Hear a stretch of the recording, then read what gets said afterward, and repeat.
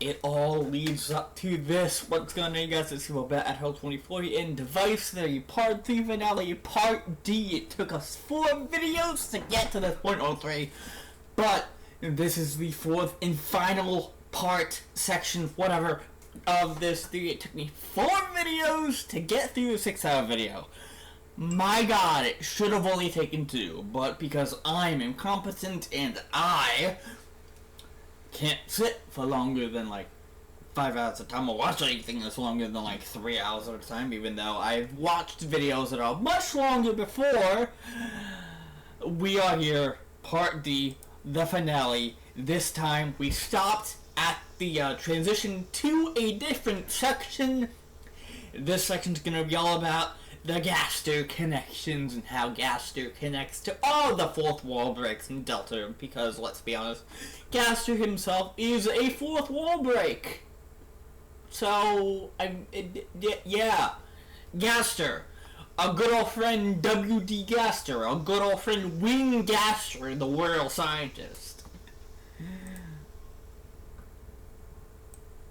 He's in the core, straight up winging it, and by it, I mean my ding. Or his ding, even. Oh. GASTER! There is at least one character in the game with a particularly strong and direct connection to the player, as the embodiment of the game's themes on a meta level. And it's In GASTER! other words, this last essential focuses on the fact that in any case, you have to answer to someone in Deltarune. Yes. And I believe that at the very least, that someone is GASTER. Yes. Obviously. Since this doubles as an examination of how GASTER... I mean, if we're going off of the theory that GASTER made the program that will use him to just launch Deltarune, it does make sense, because that is the first thing you see. If you're playing Survey Program, that is the first thing you see when you get into the game, is GASTER talking to you directly to the program, instructing you on your, like, how to, the Gar Maker, exactly, how to make you a vessel. Everything else with the menus, with the game over screen pre-chapter 1 completion, everything outside the game's scope is GASTER.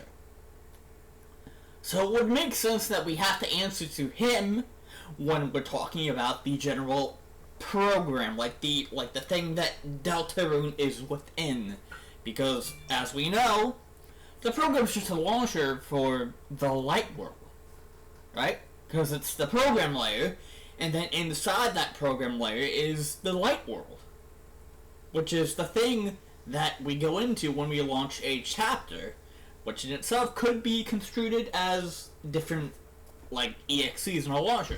Especially now, considering the Game Maker is working with Toby to create a system that allows for multiple EXEs and multiple files within the same game to act as sort of a launcher. Which makes sense, because as of right now, chapters 1 and 2 are both baked into the EXE, which is, you know, good for now, because there's only 2 chapters, but when it gets to about 5 chapters, even 7 chapters, that's when it gets pretty unoptimal to do that. So it's better to just make it so that each chapter is its own self-contained, like, data file, and that you can just launch from the same, like, launcher EXE. Which kind of makes sense for the GASTER connection, because, again, the chapter select is in itself a launcher, so maybe there's a lore reason for that as well. Maybe it's just because he wants optimization. I don't know, but there's a perfectly reasonable lore explanation for that. So GASTER applies to this last essential, and an examination of GASTER's relevance to Deltarune's themes. This one's gonna get especially loaded, and there's a lot to tackle. What I hope to achieve. I mean, there's a lot to tackle because we have no idea who GASTER is. We don't know anything about him. The only things we know about him are the stuff that we've seen in Deltarune, or Undertale, and the references in Undertale, and the references to Deltarune. We don't exactly know who he is. Like, we have no fucking data on him. We have, like, literally no info. And that's a good thing. It's to keep him shrouded in this mystery, because why would we pursue a mystery if we knew everything about the dude? Like, or if he's even real, you know? So, for all we know, Gaster could not be real, and we're all just gaslighting and hallucinating everything. Everything we is building a cohesive enough profile of Gaster's character that we can actually work with in order to see where Deltarune's meta-narrative may be headed. I believe... Why is my sound suddenly not sounding?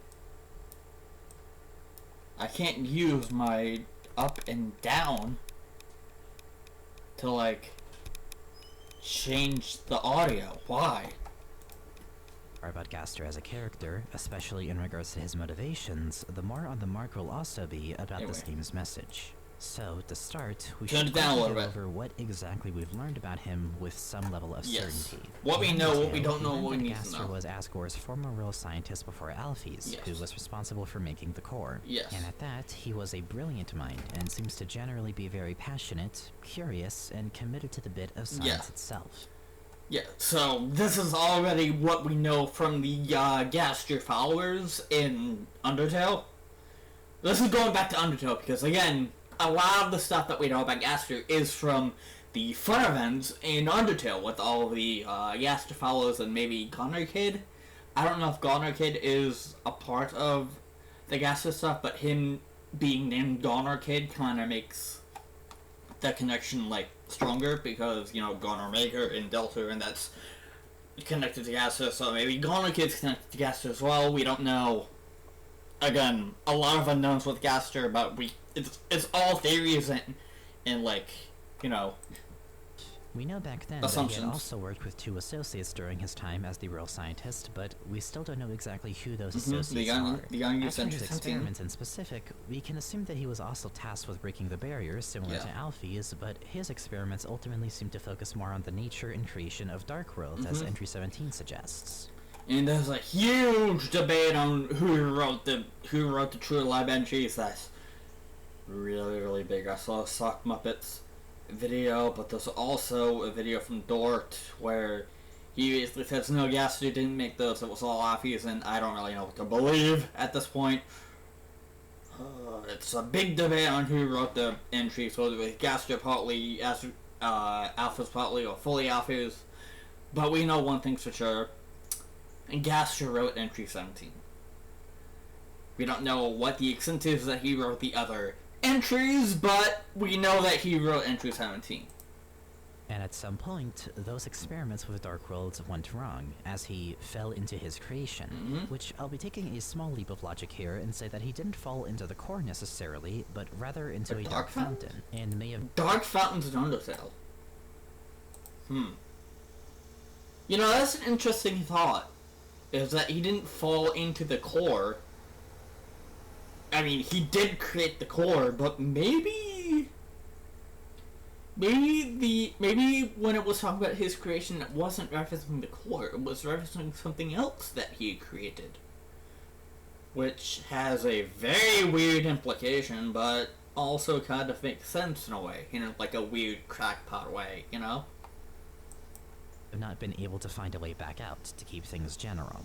In short, I think that he fucked around with darkness way too much and found out way too late, where I assume he was ejected from Undertale. He fucked around and found out. What I describe as a space between worlds. Not necessarily a void, as we don't exactly have a confirmed concept of that sort between the games, but given his connections to both games and the imagery of him existing in between spaces generally, it seems apt enough to call it a space between worlds for the purpose of this series at least. Nonetheless, this fall led him shattering across time and space and turning into what we know him to be now. Someone who was a little too curious about dark worlds and ended up shattering himself into a presence that I believe is everywhere and yet nowhere. Someone that appears to have no consistent physical form, but is always aware and listening from afar. That is the extent to his actual lore in Undertale alone, but along with that, it also gave us a lot of calling cards that we've been able to use to identify him with in both games. For instance, his usage of wingdings, or otherwise speaking in all caps and fragmented sentences, never being mentioned by name, but just as him or a man of some sort. Him or man or... association with the number 6, repeating phrases and quotes of him, such as dark, darker, yet darker, or very, very interesting. a general association with hands for whatever reason, Gaster's theme at Smiled at OGG, and as we'll touch on later, thanks to the nature of discoveries involving him in Undertale, a strong association with glitch and secret hunting, and generally the art of exploiting a game and looking, or being, where you're not supposed to. Because the only way you can access this unused entry is by literally going into the data for the game, or your save file, and editing the save file to a room that is inaccessible. And you also need to, you know, disable dog check, which is another thing that can be classified as file manipulation, because you're literally going into the hex code of data.win and changing values to make that turned off, and then you can access Gaster's room, or the entry 17, the unused entry 17, which is dog checked, by the way. You know, there were a couple of rooms that Toby did not want us to see, but he got around that. So, haha, Tobias Foxington. If you wanted to also do a bit of reaching, the fun events themselves, aside from the Mystery Man obviously giving us a potential clue as to his appearance, may also give us some pointers to his character. Another thing that I want to say, and I'm sorry for pausing off, but like, what if that Mystery Man sprite is not what Gaster actually looks like? And we got it wrong for all of these years, ever since Undertale came out. Cause that sprite was in Undertale, and it's been like, what, 10 years?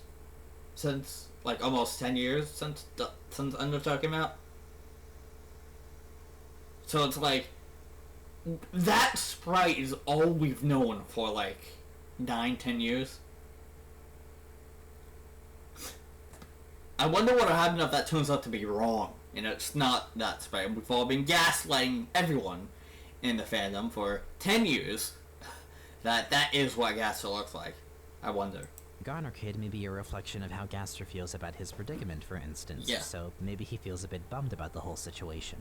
Or, the Clam Girl fun event could be a pointer to Gaster's interest in Susie, which is corroborated. Also, the Goner Kid is something I've mentioned. And the sound test room, but with it mentioning feedback at the end, could imply that the fun events were a way for Gaster to see if the player was interested in reaching out to him at all. Oh yeah, and several of these events also involve phone calls, the most notable one being the Wrong Number song, where the person calling is looking for someone whose name starts with a G, but we can't get much more out of it aside from that. Regardless, that is about all we can really gauge of him in Undertale solely. However, to touch more on his association with glitches and secrets in particular, this is especially important because of how closely it's tied to Deltarune's themes. The fun events themselves are meant to be extremely secretive. Learning about Gaster in Undertale is something you either just happen to stumble upon by pure chance, or something that you have to go well out of your way to look for. In any case, he is heavily associated with going off the beaten path, which I've shown already is something that is instrumental to Deltarune's meta-narrative. And in fact, beyond even the stuff in the playable game, he has a pretty strong association with data mining and file manipulation in general. You can't access Entry 17, for example, through normal play, and yet it's one of the few unused rooms that isn't blocked by dog check. And it's probably the closest we'll ever have right now to a real peek at Gaster before he shattered. Gaster, by all means, is a character that we know of almost entirely through poking around where we aren't supposed to. This is important because while I was initially extremely picky about connecting things to Gaster and Deltarune, it's become only more clear in my analysis of this game that there is plenty of good reason to connect even the less obviously related secrets in Deltarune to him.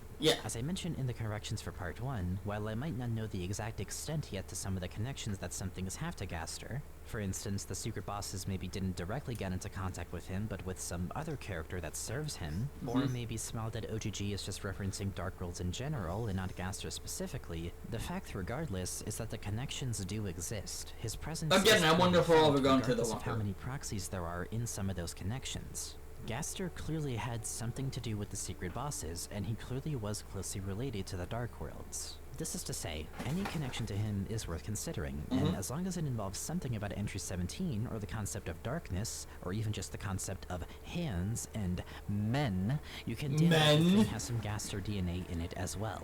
Which, with all of that established, allows us to start moving into his character and connections in Deltarune. We'll get the obvious connections out of the way first. As we know already, Entry 17 pretty much was just foreshadowing for Deltarune and for Dark Worlds in general. Gaster spends the majority of it just describing the nature of them and refers to an experiment regarding them. In fact, it's even directly quoted in the first version of him.png from the Deltarune website. Same quote of the legend, same image that would then change the quote to the legend. We'll get back to that in a bit. But specifically, dark, darker, yet darker pops up more than once in regards to deltarune. Sham quotes it explicitly after you defeat Jevil, and the chair page from the sweepstakes also potentially alludes to the concept of making a fountain within a dark world, by asking if we could get darker than dark. And furthermore, smile.ogg, the sound that plays during entry 17, is used in deltarune multiple times, mainly when using the cell phone in the dark world, and also used and slowed down by a fuck ton when you're near Chekhov's bunker. Plus, it's even referenced as garbage noise in Chapter 2 specifically, which is the same term used to describe what one of the Addisons heard from Spamton's phone after going to check on him on the day of his eviction. So, with all of these connections, this already paints an incredibly interesting picture for Gaster, as the main thing we can take away with these more immediate connections is how closely he seems to be related to not just the Dark Worlds, but the secret bosses and Sham. It's worth pointing out the common themes and parallels between each of these three characters. Through some way or another, they've all been influenced by Gaster, with their worldviews irreversibly altered after coming into contact with him, which adds on to their nature of feeling very out of place compared to the rest of the characters and having to go so out of your way to learn more about them. As Sham even puts it, they feel as if neither light nor dark hold a future for a darkener in their condition. Whatever it is that they learn from that influence, it makes them see things that make even the more pressing and important parts of the game's story feel trivial, meaningless by comparison. Sham becomes fully nihilistic. Jevil sees himself as the only free one, the only one that's truly outside of everything. And Spamton, well, he's desperate to grab at any chance for freedom that he can, and his way of manifesting the incomprehensible shit that he saw is a conveniently blocked hyperlink that omits the thing he's desiring most. Now, honestly, there is no way of really being able to tell what the fuck hyperlink blocked actually means without speculation. Clearly, it's referring to something specific, but there's been a billion different interpretations of it. However, for the purpose of this series, I personally think it's most likely that hyperlink blocked is referring to love. It's the only interpretation of it I've seen that seems to fit each instance of it the most, and given the implications that love clearly had in Undertale... Including the Spamton Weird Out fight where he says you've been making hyperlink block, that kind of has a bit of a concerning implication, but also makes sense as well contextually. Like, in a very weird way, it makes sense contextually that he's saying you've been making love, haven't you? Because that whole route is based around Chris and Noelle, and Chris manipulating Noelle into doing their bidding by freezing every enemy in their path. Gaslight Noelle into thinking that she is getting stronger from this, when in reality she is being manipulated to all hell by someone that she assumed was her friend. But, I mean, I wonder how that's going to pan out Chapter 3 and 4 Weird Outs. I wonder if there's going to be anything different that we have to do in the Weird Outs, or if you're locked into a Weird Out if you do Chapter 2's Weird Out. I wonder how that's going to work, by the way. If you do Weird Route in Chapter 2, will you already be locked into a Weird Route in Chapter 3? Because Birdley's fucking dead. So Birdley's not going to be in Chapter 3. Like, in any caliber at all. Or maybe he will. We don't know what Toby has in store for Chapters 3 and 4. We don't know if there's even going to be a Weird Route in Chapters 3 and 4. There most likely will, but what if there isn't? That would be really, really fucking disappointing if there wasn't a Weird Route in Chapter 3 and 4. I'm hoping for a Weird Route in Chapter 3 and 4, because the whole idea that I wanted to do was I wanted to do a full pacifist of Chapters 1 through 4, and then a full Snowgrave or Weird Route in Chapters 1 through 4. And with Chapter 1, I'll just do like a genocide-like playthrough, even though you don't actually kill any enemies, they just scatter when they get to low enough HP. So I'll just do that, like not a killing route, not a genocide route, but like I don't know what you would call that, because it's not genocide. Like, and Weird Route is not a genocide route either, because it's like you're not actually killing the enemies, just freezing them, which can be classified as killing, but could think of reasons why love of all things would be worth censoring, especially when you think about the fact that he does enable the player in the well to keep getting stronger in the weird route, and do this game's equivalent of becoming stronger as a result of breaking bonds and distancing yourself from any emotional attachment to the game's world and characters. I doubt that this is something I can really work with in any case, and I obviously could be very wrong. For all I know, it's maybe actually referring to fear, or hate, or some other kind of special hell. But it feels worth having some answer for, because regardless, Gaster's influence on Spamton was so potent that he not only knows of a concept that is currently being censored by the powers that be, but he even was close to saying something about the Knight before getting cut off and I guess having the Knight completely erased from his memory of the Q&A. Who the fuck is the Knight? If we're gonna milk and get a lie, we don't do the 75 paid appointment. Okay, Spamton, okay. Anything to go off. Spamtong. And with unused also speaking through him, he is a whole can of worms. So much so that the theory about Gaster intervening during the Neophyte is true, that it makes Spamton a case where Gaster had to give the player an advantage in order to keep Spamton from going too far out of line. But aside from that, when looking at all three of these characters, I feel they each embody a different facet of this theme of freedom, and as I put it, the illusion of. Jevil and Spamton especially feel like they're on opposite ends of a spectrum. Jevil being on the end of accepting whatever he had learned about his reality and declaring freedom in that he can do anything, in the wake of realizing the sheer lack thereof. In essence, nothing matters, so I can do whatever I want. Whereas Spamton obviously doesn't quite feel that way. He feels robbed of freedom. It's something that he has to attain by any means necessary. He won't accept what he's learned about his world or accept his circumstances in general. He wants to defy fate itself and reach for heaven, and become as powerful, if not even more so, than the Lighteners or even the player. And Sham completely rejects the idea of freedom. They fully accepted the futility of defying fate and would rather just sit back and watch it all happen with no worry. There is somewhat muted Jevil in that regard. Not maniacal, but just accepting that this is how things are.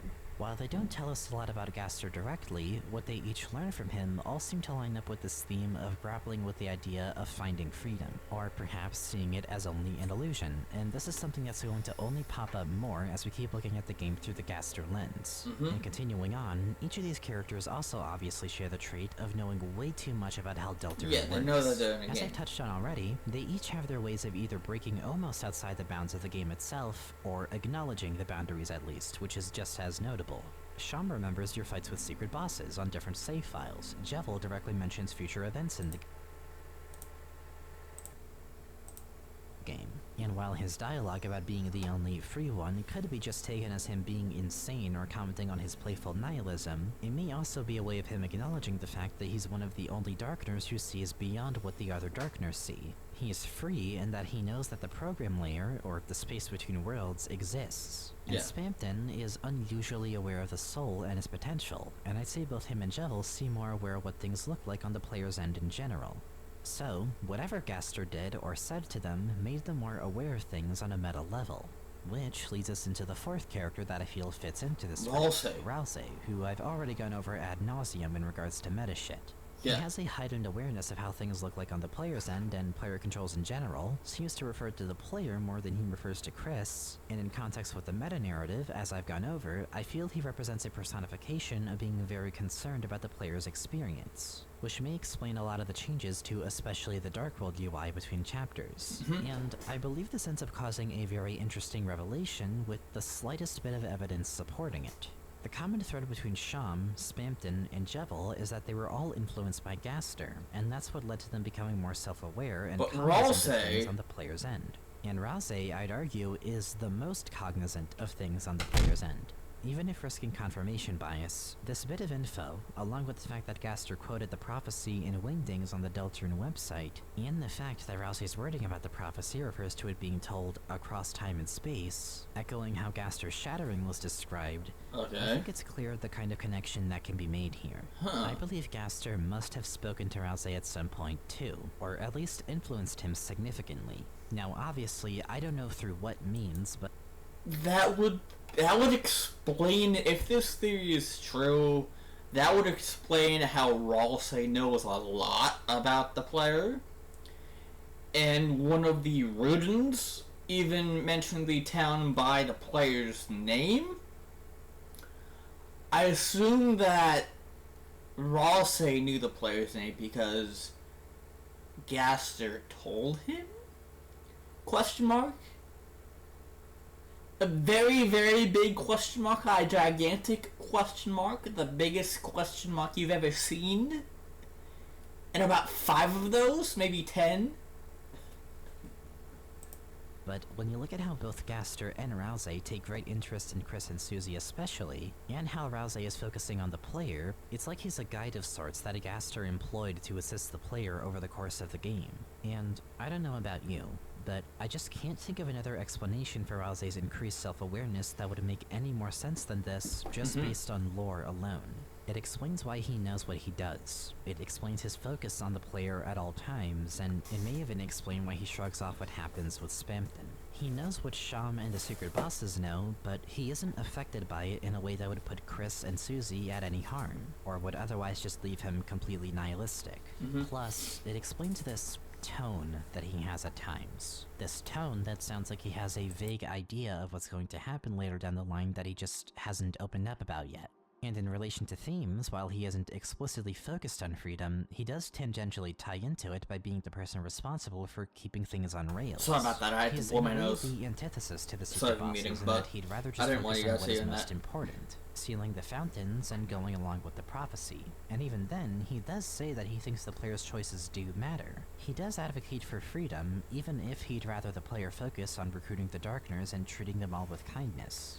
However, with that said, if I'm able to say with some confidence that Gaster has influenced all 4 of these characters, and that they each do relate to the game's theme of freedom in some way or another, then we need to have an answer to one specific question. Yeah? What made them gain How did he influence them? What exactly did Gaster do or say to them that altered their worldview in such a dramatic way?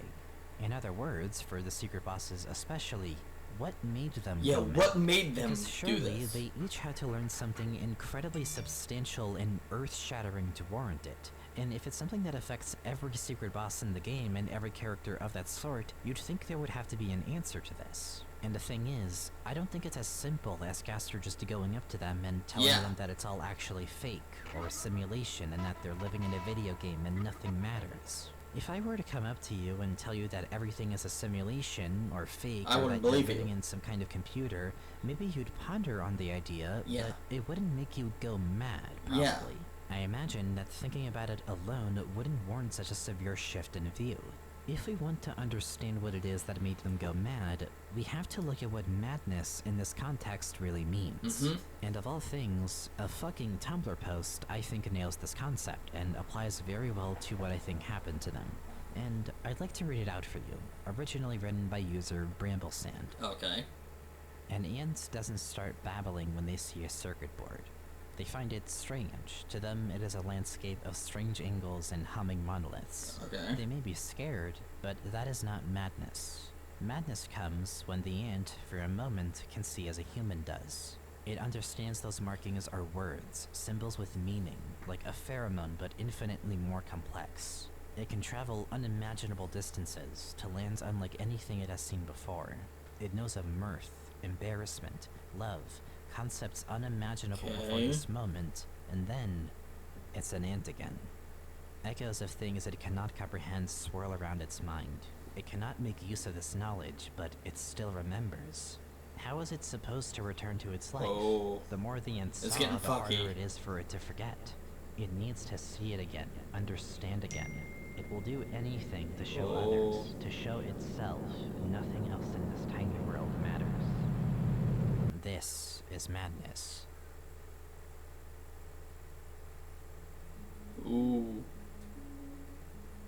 I don't know what Gaster might have said exactly to Spamton and Jevel, or even Ralsei, but what I do know is that, at least in Spamton and Jevel's cases, I believe he must have made them see things the way that Gaster does. Going back to the device theory, Gaster exists outside of the light and dark worlds. Yes. To him, everything within both worlds are fictional, and he is the only real thing in the program, even if he knows that a player exists. I feel that to make a Darkener see things the way that Gaster does means to show them that they just are fictional. Where they otherwise would play along with the game, and where maybe the Darkeners don't fully understand how things in the light world work, they can at least just shrug it off. They don't need to understand beyond what they know because to them, the Dark World is all that matters. It's real enough to them and they happily play their role.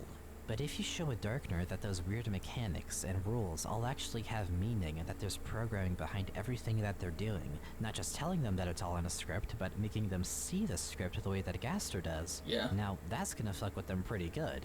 If you've spent your whole existence up to that point only seeing things in 2 dimensions, and then get to see in 3 dimensions, only to have that third one stripped away from you, knowing that you're never going to have access to that 3rd dimension, and therefore knowing that you are forever limited in some fundamental way, how are you ever going to make peace with that?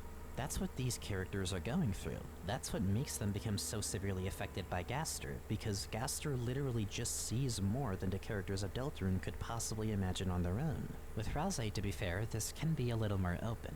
Rouse might not have actually seen the code the way that the secret bosses have, and perhaps that's why he's not going insane. Because he was simply told about it, not shown the code itself. It's why he may only have a prophecy and some general ideas of some lore to go off of. I don't think he has the actual full script given to him by GASTER. He just has an outline of how the journey is supposed to go, to account for why he gets so surprised when he doesn't see the Susie and Noelle cutscene happen in the weird view. And I think there's not many better ways in general to make someone go insane than to show them the user interface of the world that they thought was real this whole time, to prove that something is connecting to them through a program that is— So this theory is sort of saying that GASTER showed these hidden bosses the program layer, and sort of showed them exactly what is going on, that they actually are fictional. He didn't just tell them that they're fictional in that it's a game, because that wouldn't make them go mad. What would make them go mad is if GASTER actually showed them that their world is fictional, instead of just telling them, and then putting them right back into that fictional world with no way of getting to the program layer again. That would fuck with them. They know that they're in a game, they have seen the internal workings of the UI and the code and the scripts and whatever, but they can't get back there. They know it exists, but there's no way for them to get back there and see it again. That is what Molly is saying. GASTER showed these hidden bosses the program layer, and then put them back into the fictional world. I feel like that is grounds for madness enough, and I feel like that sort of explains things enough to the point where, yeah, that could be a possibility that happened. Again, we don't know for sure. This is all a theory, you know. None of this is true. None of this is fact. None of this is canon. It's all a theory. Okay? Don't take this as fact. Yeah, we're just inferring and assuming based on what we know about the game world and the character and the program layer and the light world and the dark world and blah, blah, blah. Until we get chapters 3 and 4. In which case we can have a better understanding of what the fuck is going on here. And even then, I don't think we'll have a better understanding of what the fuck's going on here, because I don't know if we'll get more about GASTER. Maybe we will, maybe we won't. I don't fucking know. Is from a reality beyond their understanding. Yeah. And let me reiterate, this is not a theory claiming that GASTER is simulating the entirety of Deltarune, and that Molly is not saying that GASTER made the entire Deltarune. Molly is saying that GASTER made the EXE, which we access the world with. He didn't make Deltarune itself, he just made the program that we launch into Deltarune with. He didn't make Deltarune as a whole. He just made the program, which allows us to access Deltarune. I mean, it's pretty obvious at this point that GASTER made the program, not Deltarune itself. Just the program that allows us to access Deltarune. this is all his doing. This theory is just saying that GASTER's showing the secret bosses a taste of what he had to learn when that experiment of his went so horribly wrong. Wait, hold on. GASTER wasn't showing the bosses that he made Deltarune up. Rather, he's giving them a taste of perpetually shattered and painfully self-worth that he's been in since he fell into his creation. Oh yeah, because he's self-aware, but he can't, like, actually do anything about it, because he is, you know, stuck between worlds, you know? He's in that, like, situation where he's stuck between worlds. He's not quite in Deltarune, but he's also not quite in Undertale. He's between the worlds, and he made the program. Why did he make the program? We don't know. We don't know why he made this program as a way for us to see Deltarune, you know? He didn't make deltarune. I believe that in the timeline, after he shattered, something must have ensnared him about Deltarune's world so much that he wanted to reach out to characters like Spamton and Jevil and show them what he sees. Or even try to give them an advantage, only for it to not work out. Yeah. And that on top of that, he told Rouse about what he sees, and that a player exists, and that there is a prophecy that must be carried out. For what reason exactly he did all of that, I don't know yet. But that's why we still have quite a few things left to go over before we can make any real conclusions. In fact, there is one more thing I need to touch on relating to the secret bosses before we move on from them. Yeah? One thing that, sort of like the birdcage, has left me puzzled. Okay. And that's the shadow crystals. Oh yeah, those! So far, you can get 2 of them, one for each chapter, and their overall purpose You is... can get 2 shadow crystals, we don't know what they do yet, but Shab knows about them, even if you fought Jevil and went to a completely new save file that you have not done anything on yet. Jevil will, Chom will still know, hey, you fought this Jester. Yeah, cool, awesome, you fought it. Is very debated. We know Jevil must have gone 1 at some point after interacting with Gaster, but we also know that Spamton didn't immediately have a shadow crystal. At least, not until he became Spamton. So, when I do my pacifist playthrough of this, I am going to do the secret bosses, which means getting Jevil's shadow crystal, getting Spamton's shadow crystal, getting whatever the bosses in Chapter 3's shadow crystal is, getting the Chapter 4 shadow crystal. And then once Chapter 5 comes out, I'll get the Chapter 5 shadow crystal, and then the Chapter 6 shadow crystal, and then the Chapter 7 shadow crystal. And finally, once we have all 7 shadow crystals, it's kind of like the fucking chaos symbols, all 7 shadow crystals, what the fuck happens? Because I want to know what happens when we get all 7 shadow crystals. It's like, are we going to fight Gaster? Are we going to literally fight the Mystery Man himself? Because I feel like that's what this is leading up to. Because the shadow crystals are related to the secret bosses, which are heavily assumed to be related to Gaster in one way or another, in multiple ways, even. So, the Neo, which could lead us to conclude that the shadow crystal was in the abandoned Neo body, a detail that I feel will be important to keep it in mind. In any case, though, we can assume that each secret boss will give us a shadow crystal. Yes. Sham also takes great note of them and seems to put a lot of focus into the shadow crystals, saying that they can make something incredible for us if we can find enough of them, establishing that these objects are important enough that it actually makes even Sham question their nihilism, even if only for a bit. As for what the crystals do exactly, in the Dark World it's rather straightforward. Both of them just show you the Light World equivalent of where you are, that being the unused classroom and computer lab respectively. Yeah. But the more inscrutable part of this is what they do in the Light World, which is one of the few cases of a Dark World object having its own properties in the Light. Yeah, it says that the shadow crystal is a shard of glass, but it's like not actually known if it's a shard of glass. It's only referred to it as feeling like glass. And when you look into the glass, it shows you a grim version of the Light World. You know? In Chapter 1, Chris sees right through the hand, and in Chapter 2, Chris sees a version of Susie that is angry and pissed off. When in reality, Susie's just smiling and maybe flipping off. World, in the form of a shard of glass. Yeah. And may even be debated if this actually is a shard of glass, given that the Light World adds a but at the end. Yeah, it feels like glass, but it's not. We don't know if it's glass for sure, because even the Light World's like, is this glass? I don't fucking know what it is. It feels like glass, but yeah, might not.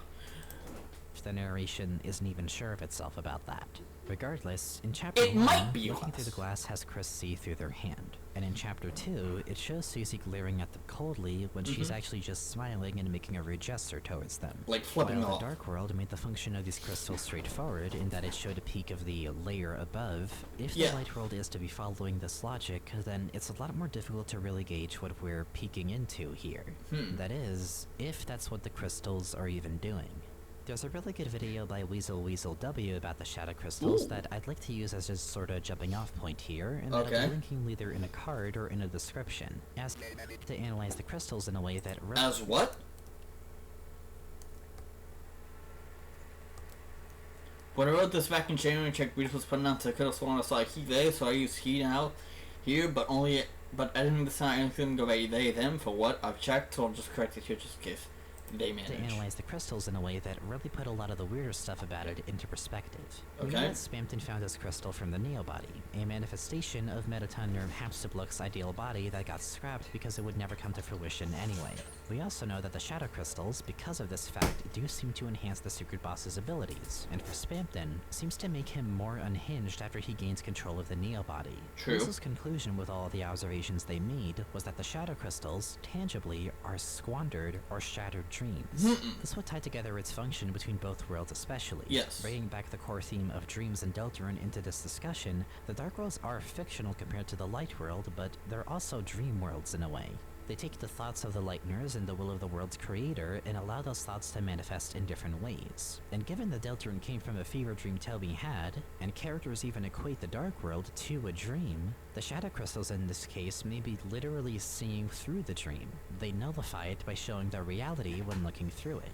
And as Weasel points out in the video, the Light World still applies to this, as it could be squandering the dreams that Chris might have in relation to their adventures. Their dream of perhaps being their own person and not living in Asriel's shadow, or their dream of growing closer with Susie, each of them being respectively muted upon looking through the glass. Yeah. And it would explain why Spamton's crystal was found in a Neobody specifically. The crystal is a literal manifestation of Mettaton's dream body being squandered. And for Spamton, I think it would explain why he becomes so unhinged upon having a shadow crystal. Because as a character who is part of the dream, the act of being in possession of a shadow crystal is a self-destructive one if it's by a darkener.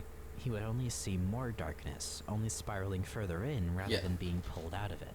Needless to say, you should go check out the video for yourself because it's a pretty damn good take on the whole thing in my opinion. But beyond that, I do think this is the best approximation we have for what the shadow crystals are exactly. And I'll be using this to aid in my own theory on what I think they'll culminate into and what purpose they really serve. So bear with me for a moment. Okay. There's an unused item in the game known as the Pure Crystal. Yes. It's all but confirmed to pretty much be the thing that Sean says they can stitch up for us if we collect enough shadow crystals. The description for the item especially aiding this notion, unless Toby decides to change his mind about it for the full release, which I personally doubt, but it is still a possibility given the crystals were kinda retconned into the game since the 2021 demo. We know that each of the shadow crystals will come from a chapter secret boss, and we know that we do need all of them in order for Sham to really find the hunt for them useful. Yeah. You want to know something else about the shadow crystals that's worth noting, that I've also brought up earlier? If you've defeated a secret boss, as long as the file where you defeated them is still present, you can always just get that boss's item and shadow crystal in another location. So far, we can get Jevel's stuff in Castletown, for instance. And on top of that, Sham remembers you defeating Jevel. As I've mentioned before, this is the one thing that the game actually remembers across save files. This is the only thing that actually has some level of persistence between every playthrough, as long as the file where you defeated that boss still exists. And isn't it interesting that it happens to be involving characters who interacted with Gaster directly? As I've already touched on this from the meta perspective in a previous section, I'd like to get to the point. As I'm going to bring up again, there is something Toby has expressed regarding the ending of Deltarune that I think is super important for this discussion. In the FAQ for Deltarune, after he mentions that the game will only have one ending, the next question is, then doesn't that mean that nothing I do matters? Toby responds to this with, there's something more important than reaching the end. Again, this will pop up later, but I believe the first piece to really reaching that thing that's more important than the ending is the shadow crystals. What better way is there to draw the player further into the game's real objective than to send them on a quest to defeat optional bosses to get specific secret items? Not to mention that the next secret boss may very well exist on the same layer as the program that is connecting us to Deltarune in the first place. And the fact that these very items and bosses are the only thing that the game bothers to remember so far between every playthrough. So much so that it lets you collect their items in another location if you've at least defeated them once on some existing file. We also have to think about the purpose of doing this. Obviously, the secret bosses are significantly more difficult, so it would make sense to leave these items in another location for players who already did it and don't want to put up with fighting them again. But the logic behind that is interesting to me. You would have to do this knowing that the players are going to play through the game over again, even after finishing it. And remember what I said about the save files. Aside from Sean remembering secret boss fights from even other save files, there's shit like Asriel's drawer that changes in chapter 1 depending on what slot you pick. And if Gaster was, in fact, aiding the player in the Spampton Neophyte, this may actually reveal something about his motivations, potentially. I believe that Gaster may want the player to go through with this quest. Okay. He may actually be expecting the player to go through the game again, on something of a New Game Plus, if you will. Maybe not explicitly that, but the game might be built under the assumption that you are going to replay it, and that on top of that, he'll do what he can to make this journey for the Shadow Crystals possible for the player. There's a chance we may not even be able to get all of the crystals on a first playthrough, for example, but our ability to hop between save files, and also to get secret boxes. As of right now, you can get the Shadow Crystals in one playthrough if you know what you're doing. I mean, obviously, if you know what you're doing. If you don't know what you're doing in Chapter 1, it's pretty hard to get the Shadow Crystals, so you'll need to play Chapter 1 again.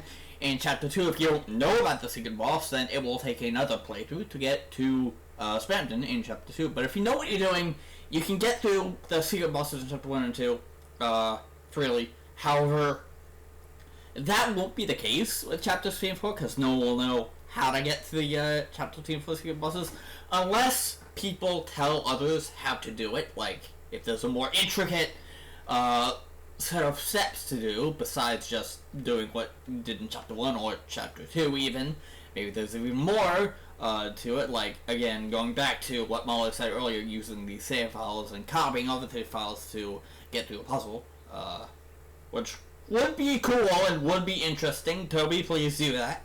That would be such an interesting feature for the save files, especially since you're setting up stuff with the save files, including when you copy everything over, it says preparation is complete when you copy everything to its own separate save file. And even the threat level that happens there, interesting. Boss items in another location. Concerning, maybe we'll look into it. Getting around that. Exclamation if I'm point. correct about this, then there literally is something more important than reaching the end in this case, because the ending isn't even the actual ending of the game, so to speak. It's just a way to open the door to reach maybe more important is like literally there's something in the middle of the game. That's what Gaster might want. And if you couple this with the potential for more things in the game to change slightly just based on what slot you're in, I think there's a lot of potential for the game to draw you in further by pointing you towards replaying it and using what you already accomplished with the secret bosses to go through the game again, just under a much different context compared to the first time. In essence, the Shadow Crystals are the trailhead to what I believe is Deltarune's true ending, if you want to call it that. And to what I think will eventually be how the game actually handles... Oh, speedruns are gonna be so interesting if that's the case. If getting all the Shadow Crystals is the true ending to the game, then the speedrun for the true ending is going to involve fighting every single boss. I mean, all bosses is already a thing right now, because there's no real stipulation as to the ending that you get, depending on if you fight all the secret bosses, but the speedrun for the true ending is going to involve not only beating the secret bosses, but retrieving all the Shadow Crystals and then giving them to Shalom. For him to then give you that shadow, whatever the fuck it is, that is unused in the game currently. I say currently because that could change. Again, that could change in like when all 7 chapters are out. That could change, or maybe it'll change when all 5 chapters are out. You know. Revealing Gaster as a character. And if they represent shattered dreams, then putting them together into the pure crystal may very well represent the way forward. Taking those squandered hopes and times when people gave up, and turning them into a pointer towards where you should have been going this whole time. And I think that the pure crystal won't just be useful in the dark world, but in the light world too. If they were originally shards of glass that showed Chris their deepest fears and the ways that their journey could fuck up catastrophically, then maybe when purified, those pieces of glass will turn into something of a magic window. A window that will show Chris exactly what to do to make things right. A window that will lead the player to actually... maybe using the pure crystal in the light world after you get in the dark world will do something interesting. If you use the pure crystal in the dark world, I wonder what happened, but if you use it in the light world, that's when shit gets real. Exceeding. Maybe shit is going to get real. Only has any semblance of hope for the fun gang if they pursue the Shadow Crystals. because otherwise, they literally just won't be able to see the correct way to the true ending.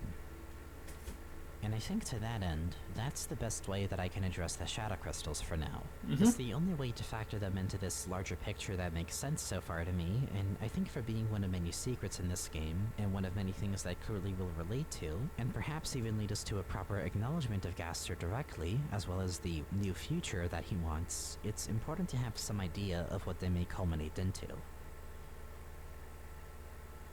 So with that, I'd like to finally delve into the last few connections to Gaster, or more specifically, the last few secrets regarding him, or characters related to him, that I feel are worth noting if we want to figure out Gaster as a character. Okay. Those being the eggs and the weird root. The eggs don't need too much analysis, but they do relate to Gaster and are worth mentioning in my opinion.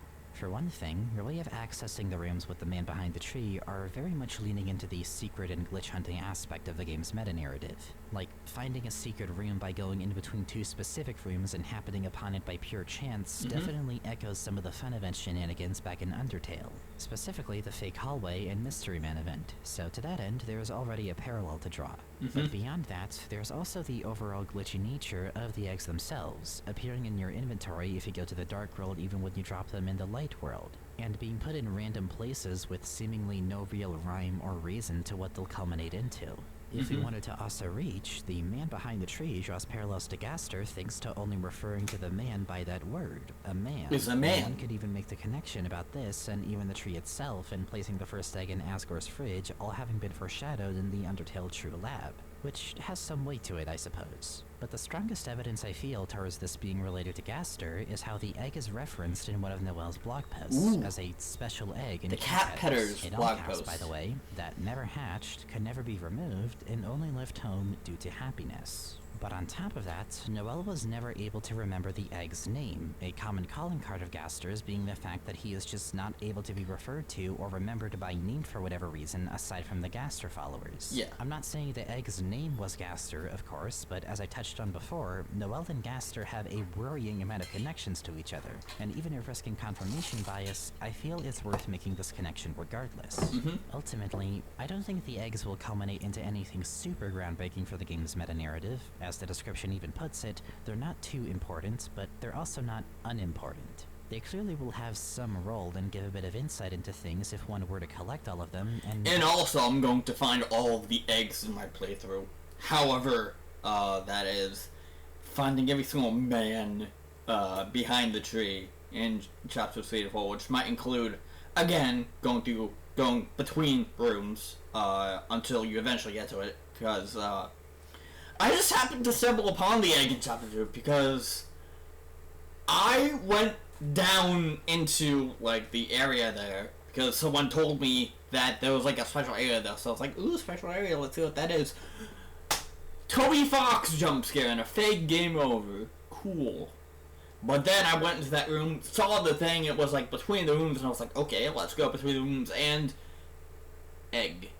And I was so happy to see that egg. You have no idea how fucking happy I was to see that egg. I was like, yes! A second egg! So, I hope that there's eggs in chapter 3, because if so, I'm gonna find those eggs.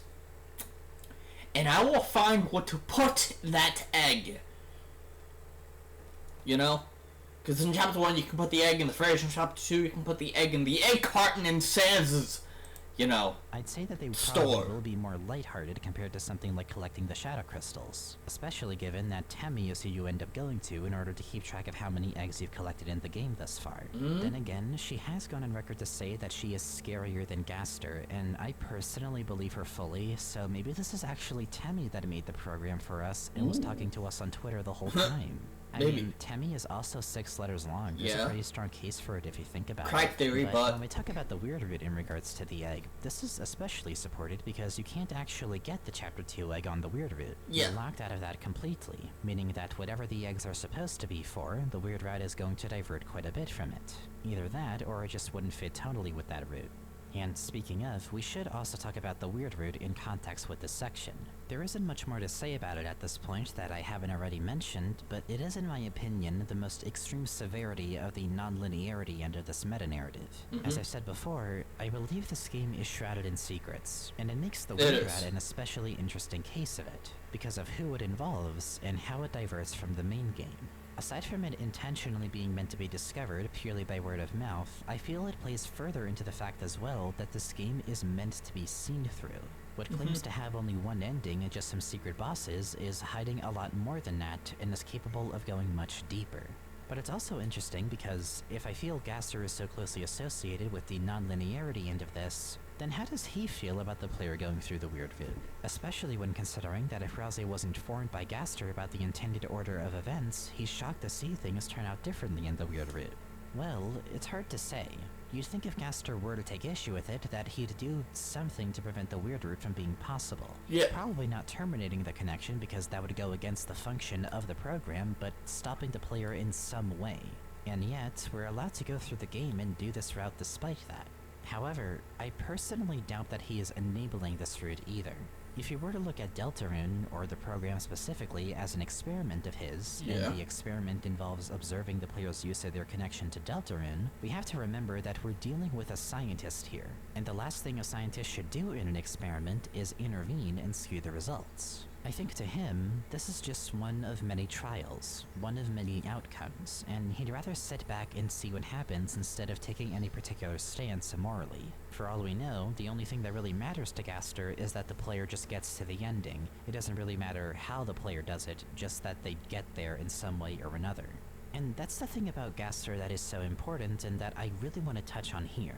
I've said already that I believe he is this game's Flowey equivalent in terms of his role in the game's meta-narrative, but that doesn't mean that I outright see him as an antagonist the same way that I see Flowey as one. He doesn't have any ill intentions towards the player. I don't believe he's trying to mislead anyone, but he is an awfully curious person. He finds everything interesting, and he wants to see everything through rather than draw any lines for experimentation. Sure, this means that things like the weird route will be allowed, and that's not really the best look. But to cut that off would mean to limit the experiment, and that's against what I think GASTER stands for thematically. I personally think that he'd rather the player be free to explore as much as they want, even if that means breaking things and diverting harshly from the main route in the process in some cases. And besides, it's not like that's getting directly in the way of the prophecy itself so far.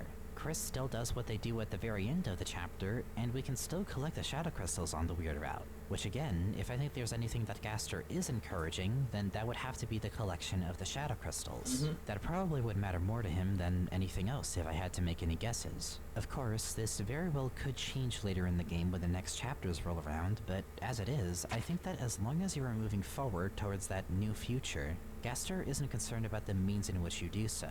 That, and especially because you can just have the weird route on one save file for now and do a normal route on another, and the shadow crystals may gear up to be something that warrants multiple playthroughs anyway, this might honestly just not concern him for all I know.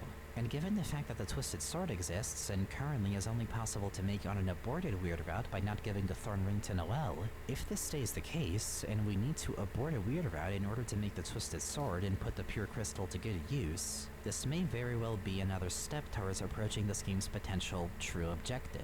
He may not enable the weird route itself, but he's okay with letting it happen for scientists' sake, and also because it may be a way to get the player to accomplish his overall goal with Deltarune's world. And with all of that said, now that I've addressed these— Wait a minute, hold on. I saw something weird there. With Deltarune's world.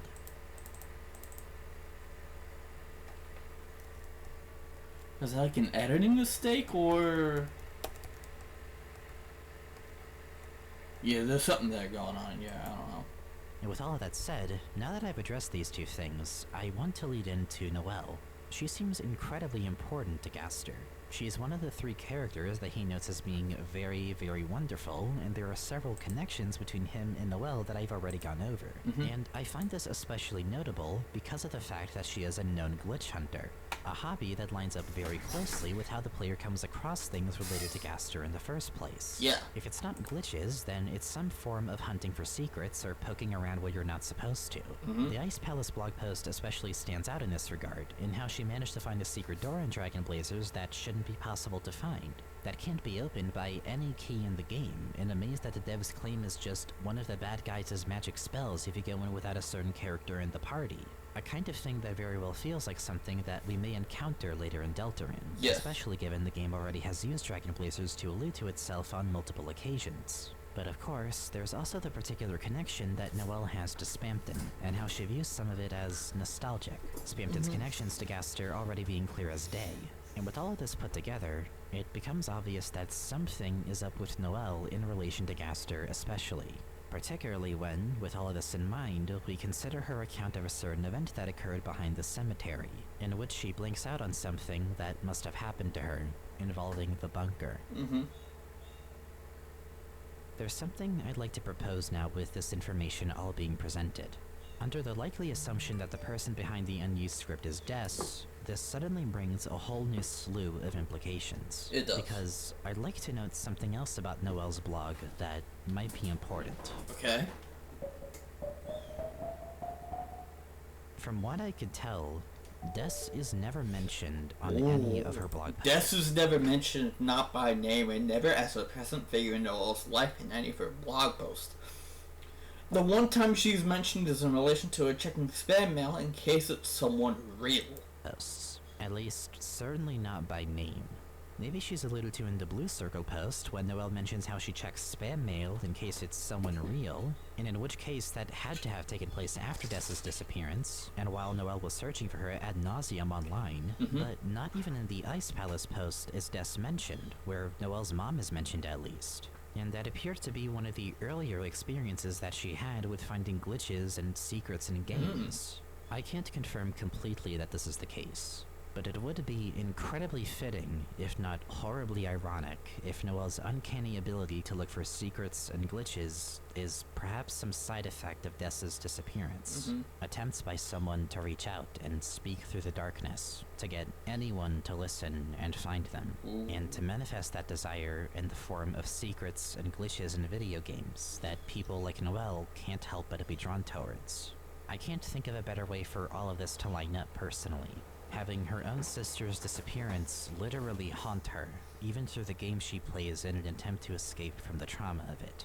And with everything that I have gone over, the secret bosses, the connections between Gaster and Dark Worlds in general, the shadow crystals, the weird route, and Des's disappearance having something to do with Noelle's ties to the philosophy behind going about the more obscure aspects of Deltarune, I think this all lays out enough evidence, to me at least, to question if this game really will have only one ending. Will have one ending. I think the game will have just one ending going by the main route, and if we were to go by the assumption that an ending here means going all the way from chapter 1 to whatever the last chapter is. There's a chance the weird route will alter it, and honestly I'd be kind of surprised if it doesn't, but the shadow crystals especially feel like the trail ahead to something else entirely. A different ending, but not in the conventional sense. Not by getting from point A to point B, but by finding the right pocket to veer completely off the road altogether. And I think the shadow crystals especially will be a way to figure out what that pocket is supposed to be, along with using the 3 save slots and the nature of Deltarune as a program in more creative ways. There is something more important than reaching the end, and I think we're supposed to take that not just metaphorically, but literally too. There's something along the way in the middle of the game that is, in my opinion, the real goal of Deltarune, that being to find Des. I don't know yet how it'll take us there, but I'm certain that is the culmination of all the secrets that this game has for us. And for some reason, every time, no matter what way I put these secrets together, I keep feeling like Des is at the center of all of them.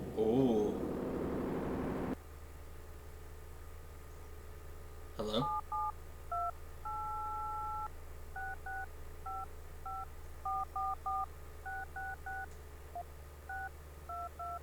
That's a secret. But having gone over all of That's a secret within the video. I don't know what that is. I think I'd like to actually bring us back down to ground level for a moment. I feel like we've been kind of bouncing off of a ton of different topics and analyzing so much shit related to Gaster that it can be... I feel like that's like the old phone style thing where you have to press a button repeated times to get a letter. Hard to really keep track of it all. So I may need to go over that. He's an incredibly esoteric character who warrants analysis through many different ways other than directly analyzing him like we could with other characters. And after a certain point, the question has to be asked, what's this all really boiling down to? Who actually is Gaster anyway? Yeah. What can we learn about him now as a character, and in regards to his motivations with everything I've discussed? Well, I do have to admit something. Even after all of this analysis about stuff relating to Gaster, we don't know. I still can't get a good grasp of his character yet. Yeah. It feels like there's simply just too much left out still to build a profile of him in the same way that I could build a profile for someone like Des, or any other character for that matter. But I think I can gauge at least a theme and profile for him, not necessarily as a character in the normal... Hold on. Hang on.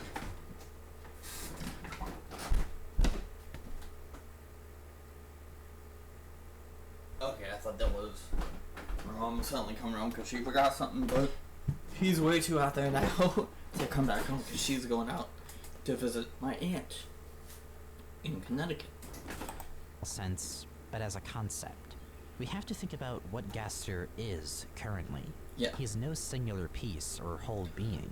He is a scattered presence that is everywhere and nowhere. And any given piece of him might give us a clue as to what kind of character he is, but not enough to confidently gauge his personality or his aspirations and motives. But he does represent something in the meta-narrative that I feel is essential to it. Curiosity. Looking for secrets, experimenting with a game in a fictional world beyond its limits. An endless desire for more, rooted in a feeling that there is something else to find, though we just haven't looked hard enough for it yet. This is his field of expertise. It's his science. Much like how for many players, it's what they specialize in. It's what they data mine and manipulate files for. It's what they perform glitches and exploits in pursuit of. It's what they make videos and entire fucking blogs about. To me, Gaster and secret hunting are synonymous. There is a character in the game who embodies someone just as curious as some players would be, and who ends up being just as enthralled in the mystery surrounding him, and looking for his sister just so happens to be linked to this very act of looking for secrets, and maybe the key to actually completing deltarune for all we know. That's how deeply embedded this theme of curiosity is. Flowey worked so well in Undertale because he was the game's way of keeping you immersed even when you were sure you were entirely detached from the experience. Because guess what? They have a character that embodies that exact concept and has done the same shit you did. And now because of that, the act of being emotionally detached from Undertale is acknowledged as a core part of the game's narrative and benefits itself from that detachment. And Gaster in Deltarune is the game's way of keeping you immersed by enabling that secret hunter in you. By acknowledging the over-attachment to it, by continuing to enable this constant desire for more. Because Gaster, too, wants more. He wants more out of Deltarune's world. He wants a new future in the first place, and that's why he brought you along. This meta-narrative works so fucking well because he has the same motivation to go through this experience that you do, before you even knew of its existence. He knows that you've been looking for him, just as he's been looking for you, too. That's why Gaster works so well as a character, even with the absolute bare minimum that we have about him. He was so committed to the bit that he became the bit itself. It's because of that I feel he is perfect as a vehicle for this game's themes, and everything that connects back to him only seems to double down on this theme that he represents, of freedom. Let's backtrack to when he was shadowed across time and space. I believe this came as a result of him going too far with Dark Worlds, perhaps something like opening a fountain within a fountain, or doing that enough times to where he had suspended himself too far and now only exists as a vague presence. I find this to be equivalent to being shunted out of the Light World layer, or in this case just Undertale's world, and sent to the Program layer, the space between worlds as I call it. Because he was sent out of it, I believe this would lead him to the realization that Undertale is simply fictional. He sees the code, he sees the programming behind everything, the real meaning behind saving and loading and resetting. He sees that it's all just fake. He sees it almost like the player does. And he may become aware that there is a player of some sort. Maybe not by that name, but he sees that there's some higher force at play. This would have huge implications to him and to the theme that I believe he embodies. Something that Undertale never touched on, but that Gaster would be plagued by. The fact that his freedom doesn't truly exist in Undertale. It's not real, and that he never had actual... I'm so hungry, dude. So, I'm gonna go eat lunch, but through the power of me being able to pause my recording in OBS, y'all won't need to wait much longer for that, because I will be back in 3, 2, 1. Oh my goodness gracious, I am back. Yes, I am fully full now, because I had lunch, I let my dogs out, I chilled out for a little bit, just to, get out of the funk of, deltarune and stuff like that. But now let's jump right back in and finish this damn thing. Well, freedom to begin with. Sure, there were alternate routes and all these endless outcomes, but something had to make that world. Yes. Something laid the tracks out for them. There was no instance where these characters weren't programmed to do something, scripted to act a specific way. There was only ever an illusion. Actually, wait, hold on. I need to do one thing pretty quickly. Sorry about that. I had to lock my back door and close it. Illusion of such a thing. It's not too far off from what Flowey realized after exhausting every possible outcome, but for Gaster it's different in that he just sees it. He sees it all at once, and he doesn't get to keep the attachment that Flowey at least was able to lose gradually. It's all ripped away from Gaster in one fell swoop. But, and I'm not sure how yet, but upon seeing Deltarune's world, and the things that happen in it, and Des disappearing, and the eventual fate that would fall upon it, of the world being covered in darkness, I think something clicks in him. He stops being bummed out about his circumstances, and unlike Flowey, where he just became completely apathetic eventually, and adopted the kill or be killed mentality, I think where he represented the way that fading emotional investment affects a fictional world, Gaster represents a case of someone who becomes way too invested emotionally in a fictional world. So much so like that Gaster himself grows attached to Deltarune. He becomes enamored with that game's world. He wants a new future for it. He's so attached to this specific world that he wants to alter the events of its story. He becomes so attached even that it reflects in some of the fun events. The clam girl talking about Susie and how the time to meet her is fast approaching. The several phone calls that seemed weirdly in and out of place at the same time. The different Icy cross route, even though for all we know, Icy probably doesn't even exist in the underground. In any case, he starts leaving pieces of Deltarune in Undertale. He becomes interested in Chris, and Susie, and Noelle, and what they're going through. He thinks they are wonderful characters, and he wants them to see something better than what they have currently coming their way. Or, at the very least, just something different. Yet, he knows that he can't do it alone, and it's going to be difficult to change that. But it's here that he remembers someone. The player. I believe that the fun events were a way for Gaster to take advantage of him existing beyond resets and the core mechanics of Undertale to throw some bones the player's way. By this point, he knows the player is, like himself, curious. Always wanting to know more about something. After all, that's why he is in his current situation. And just about all of the fun events, if they don't reference Gaster, could very well reference something about Deltarune. I think it was his way of not only seeing if the player could find him, but if the player was interested in Deltarune at all. I mean, the game is even advertised as something that you can play after Undertale. In a way, Deltarune was built with an Undertale player's curiosity in mind. And I believe it's through this that a Gaster creates the program that is Deltarune as an executable. As a way to access the world. From the fun events, he wants to take the player's suspension of disbelief, knowing that the player sees it all as fictional, and channel it into a diegetic connection to Deltarune. He realizes there's no better variable for change than allowing a higher force to just appear in Deltarune's world and do whatever the hell it wants. He wants to take this world that was otherwise sent on one linear path and introduce more freedom to it. Hell, why do you think it's even called Deltarune? Delta is a symbol for change, and a rune can mean many things, but here specifically can refer to a type of stone or object with a runish inscription on it. That object being perhaps a device made for the very purpose of provoking change. Literally, a delta rune. This next experiment does indeed seem very, very interesting. It does. Because aside from introducing more freedom, this is an experiment about the player especially. The player carries the fate of the world, and he sees the potential to examine the dynamic between the player and protagonist. and he wants to see how far the suspension of disbelief can go. For one thing, everything related to him you have to divert from the main story for, and the secret bosses so far relate a lot to themes of freedom, and how they each attain or attempt to attain it after seeing things the way that Gaster does. Compared to Undertale, you have 3 save slots and not just 1. You're able to make your own thrash machine that's carried over between chapters. The Dark World in general accommodates your existence and gives you all of these choices, barring Susie sometimes overriding them, but there's so much more freedom and encouragement to just explore the game. Gaster even lets the player make a vessel at the beginning, lets them shape the vessel to their will, give it their own name, and maybe even joke a bit about how, of course, the player sees themselves in this character.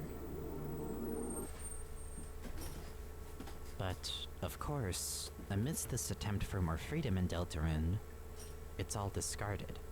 Yeah. See, there's one more thing I've been leaving out of this section. Yeah. The fact that, despite all of these choices, non-linearity is only one end of the meta-narrative. And despite being so close to making your own vessel to project onto, in a sudden tonal shift that, compared to everything else I've said about Gaster, seems weirdly out of character, it's instead discarded, and you're shunted to take control of Chris for the rest of the game. Yes. There's a lot of debate about this specific section, more specifically on if the character that discarded the vessel was Gaster or someone else.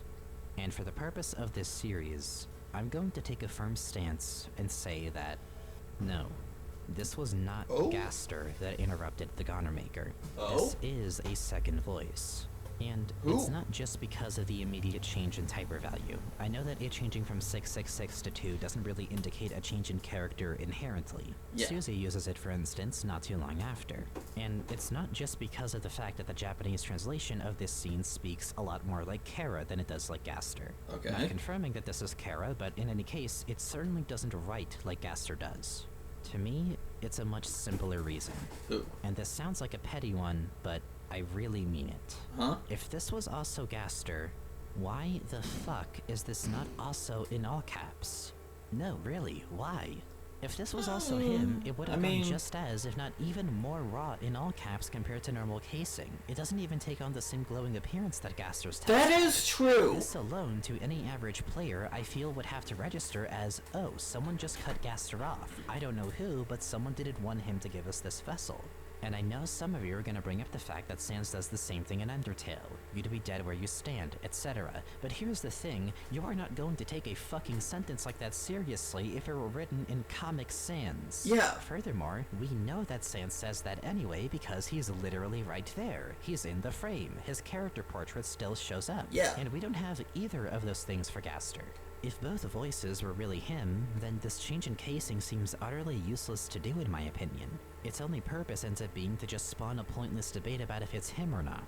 And I know Toby is no stranger to red herrings. Look at the end of Chapter 1, or hell, even the intro cutscene to Undertale where players are meant to confuse Kara for Frisk in that intro cutscene. But I just don't see why trying to cast doubt on if the second voice is Gaster would be beneficial to the story if the second voice is just Gaster anyway. The Undertale intro cutscene worked because players who are going in blind aren't going to know who Kara is. They don't know that the human there is a different human from the one they're playing as. That, and because Kara ends up being such a drastically unique character from Frisk, with their own baggage that ends up entirely recontextualizing bits of the intro. Yeah. But we know Gaster exists. There's little reason to imply that it isn't him if it actually is him, and we already know who the first voice is. And honestly, if it were the case, then I don't think just allowing him to be easily identified as the second voice would really give that much away. If anything, wouldn't that actually help further the mysterious nature of him by making the player really think about his motivations more? Is he stupid? This sudden switch-up can only tell the player either, is he oh dumb? Shit, someone cut Gaster off, or wait, Gaster doesn't actually want me to use the vessel? Why? What is he actually getting at then? And to me, the way this was written feels more like the former, and I don't think you can say both at once because it makes no fucking sense to say both like at someone once. Just cut pick you one off. or the other, or else you're going to muddy up the actual message behind this scene, which I think would really suck for what's effectively supposed to be this game's kill or be killed moment, no? Imagine if when you got hit by the friendliness pellets in Undertale, Flowey just disappears and a disembodied voice starts speaking in a whole other font, saying what Flowey says at that part before Toriel stops him, only to then learn that was just Flowey anyway. Like, fucking what? By process of elimination, I can't see how this can come across more like the latter of the two. If it really were the latter, then just keep using all caps and establish that, yes, this is in fact still Gaster. The scene would be good enough of a red herring as is, and it would still serve the purpose of keeping his motivations vague because of the conflicting nature of that scene. Does Gaster want me to have free choices or not? What is the point of doing 2 red herrings at once if just one already works well enough? My point is, this change in casing is way too intentional for me to take it as anything other than a second voice interrupting him at the last possible second. Huh? Hey, so, before I go any further with this is where I have to make my one and only substantial addendum to this script after my original completion of it. Okay. It will be a bit of a tangent into another topic, as I don't know where else to fit this in, but I will wrap back around to the second voice with this, and it's something I was originally intending on leaving out, and even said I would leave out in a couple places at first. But after giving it more thought, I've realized that including it may only Wait a minute. I'm gonna put this into, like, be a good thing rather than a bad one. Let's go back. It may something I was originally intending on leaving out, and even said I would leave out in a couple places at first. But after giving it more thought, I've realized that including it may only really be a good Sorry for the thing weird rather thing. than a bad one. Let's go back to a little bit earlier this year.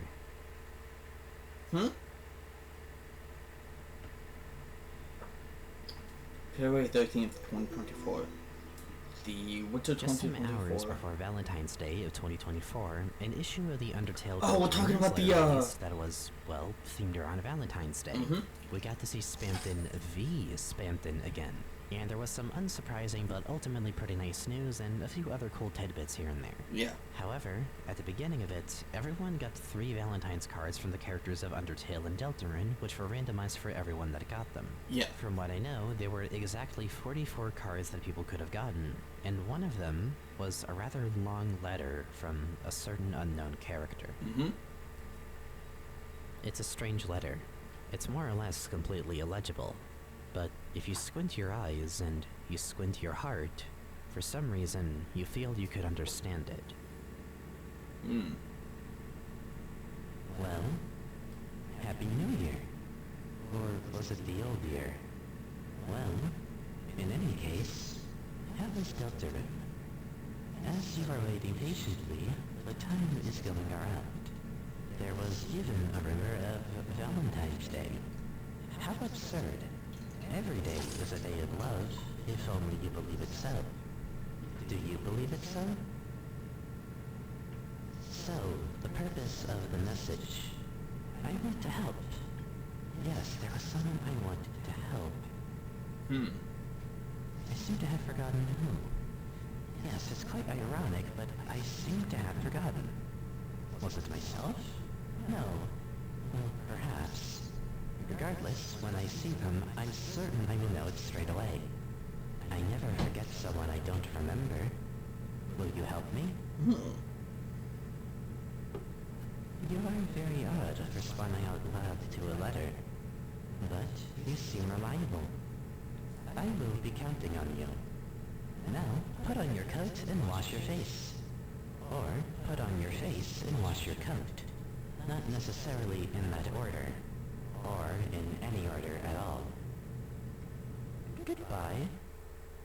There was a sound like something walking away, and the letter was gone.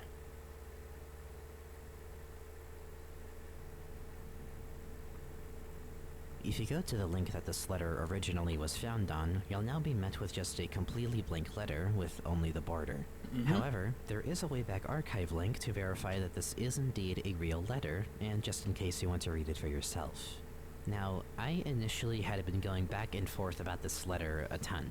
It completely blindsided me, as it did the general fandom as of writing this, and I believe it was written to purposefully do so. Mainly in regards to trying to figure out who exactly wrote this. As usual, with anything that seems Gaster related, it's just labeled as an unknown letter. There's no direct label for who wrote it. And pulling up the traits that I have commonly associated with Gaster, there are a lot of things here that line up with him. The line breaks in somewhat fragmented speech, the all caps in general, the acknowledgement of deltarune as a program and acknowledging how time is passing in our own reality. The letter being described as strange and having an illegible handwriting that you could only understand if you squint your heart. It fucking disappearing after people found it. There is GASTER DNA all over this. And yet, while GASTER does have a sort of whimsy tone to him, it seems to be amplified in this letter. Yeah. It's unusually informal, and even if we just chalk that up to the fact that writing a Valentine's letter is a much less formal context than engaging in a whole-ass experiment, there's still the fact that the speaker seems a bit confused, scatterbrained, asking for our help and being suddenly jovial compared to GASTER otherwise being a bit more toned down with his responses. And when we consider that the sweepstakes was teasing another character that was speaking in all caps and who we could assume to be a future secret boss, it ends up making two camps here. One where the letter was written by GASTER, and another where it was written by someone like Friend, or hell, I've even seen mentions of this being written by the man behind the tree, given the appearance of these more conflicting statements. New year versus old year, unsure if he was forgetting about himself or someone else and the like. Sort of echoing this in-between mentality, being not too important, but not too unimportant. So, as I've said, and as I hope is clear as to why, I've been going back and forth on this a lot. Every time I think I'm convinced that this is written by one character, I see fuel for this being written by someone else. Yeah. But the general debate that I've seen this boil down to is if this is or isn't written by GASTER. I have my own personal feelings about it, but I'm gonna decide to not go too into that here. Because the thing is, regardless of who wrote this letter, I think in any case, it damn near confirms parts of the device theory and my personal views on the game itself. And sure, I don't fucking care who wrote it, I won. won. Then we not only finally have a more concrete idea of his character and what he's like outside of conducting experiments, but we also have a more thorough insight as to his motivations for making deltarune as the program. In this context, while he doesn't remember who he wants to help, he is making the program because he wants to help someone. And given that this would be his actual motivation in this case, this may be a point in favor of what I believe to be the game's ultimate goal of finding Des. I already had this thought that maybe he is making this program to alter the future by helping someone in particular. But if GASTER wrote this himself, then it just flat out confirms that this is indeed what he's aiming on doing. Given how important Des is to the Lightners, and how Des seems to exist on the same layer as GASTER, this would all check out in my opinion. Or, if he's not trying to help Des specifically, maybe this gives us insight into why Noelle in particular is dealing with so many GASTER shenanigans. Maybe he's trying to help her find Des, if I had to speculate. And it would even be a point in favor of the theory that Noelle's ability to look for glitches came as a result of Des's disappearance. They're pointers that are trying to tell Noelle to keep searching for her, that she just hasn't looked hard enough yet.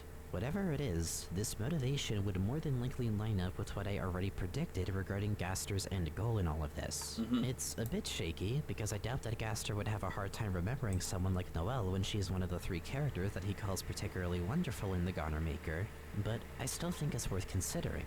And even if that's not the case, if this is showing a completely new side to his character, and one with more actual depth, showing him to be his own person and not just a vague concept of something, then this even further supports my belief of what he represents in the game's meta-narrative. With what little of his personality that we see in the Garner Maker, we can tell that he's an incredibly curious person. He finds everything the player does super interesting. He has great investment in the world of this game and in the player, and I think that's reflected even more in this letter. Him asking about deltarune, having this unique perspective on Valentine's Day and how absurd it is, and time passing in our reality in general. Asking these questions in regards to what or who he forgot, even commenting on the reader responding out loud to the letter and calling it very odd. I think he's always had some element of whimsy to him, but if this is written by GASTER, it shows how in a more informal context, that's just how he is. And I think for what he represents in the game, that is incredibly fitting, and if it is giving us a better look at his more specific motivations beyond wanting to create a new future, I think it lines up perfectly with what I already believe the game is trying to steer us towards. But, on the other hand, if this is not written by GASTER, I'm sorry, I'm not talking much on this. Whether that be Friend, or the man behind the tree, or what have you, this still is a bombshell in favor of my theory. Yeah, I'm gonna say it still confirms the theory. Because it would confirm the fact that there is another character, at least one out there, who is able to see the game exactly as GASTER does, referring to deltarune as the fictional work, the program. It straight up confirms that yes, this program does exist as a tangible object in the game. It is something that other characters can become potentially aware of and comment on directly. If Friend wrote this letter, then it would explain why Sean would see Friend as an impossible character to win against. Because again, we would be dealing with someone who sees the game the same way we do, and may know it even better than we do, and can take advantage of that. And even if it's not Friend, again, it being anyone other than Gaster would still confirm that the program, the game as an executable, exists diegetically in this story. And that alone is extremely... Yeah, any way you look at it, if it's Gaster or if it's a completely different character, that still confirms that the EXE itself is the program and that this character can see that on the same level that we do.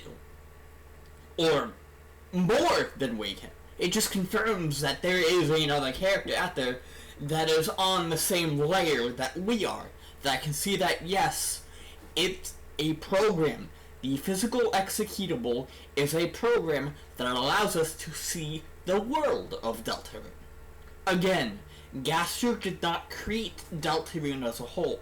He created the EXE file. He created the program that allows us to see into the world. He didn't create the world. He made the thing that allows us to see the world. Useful information.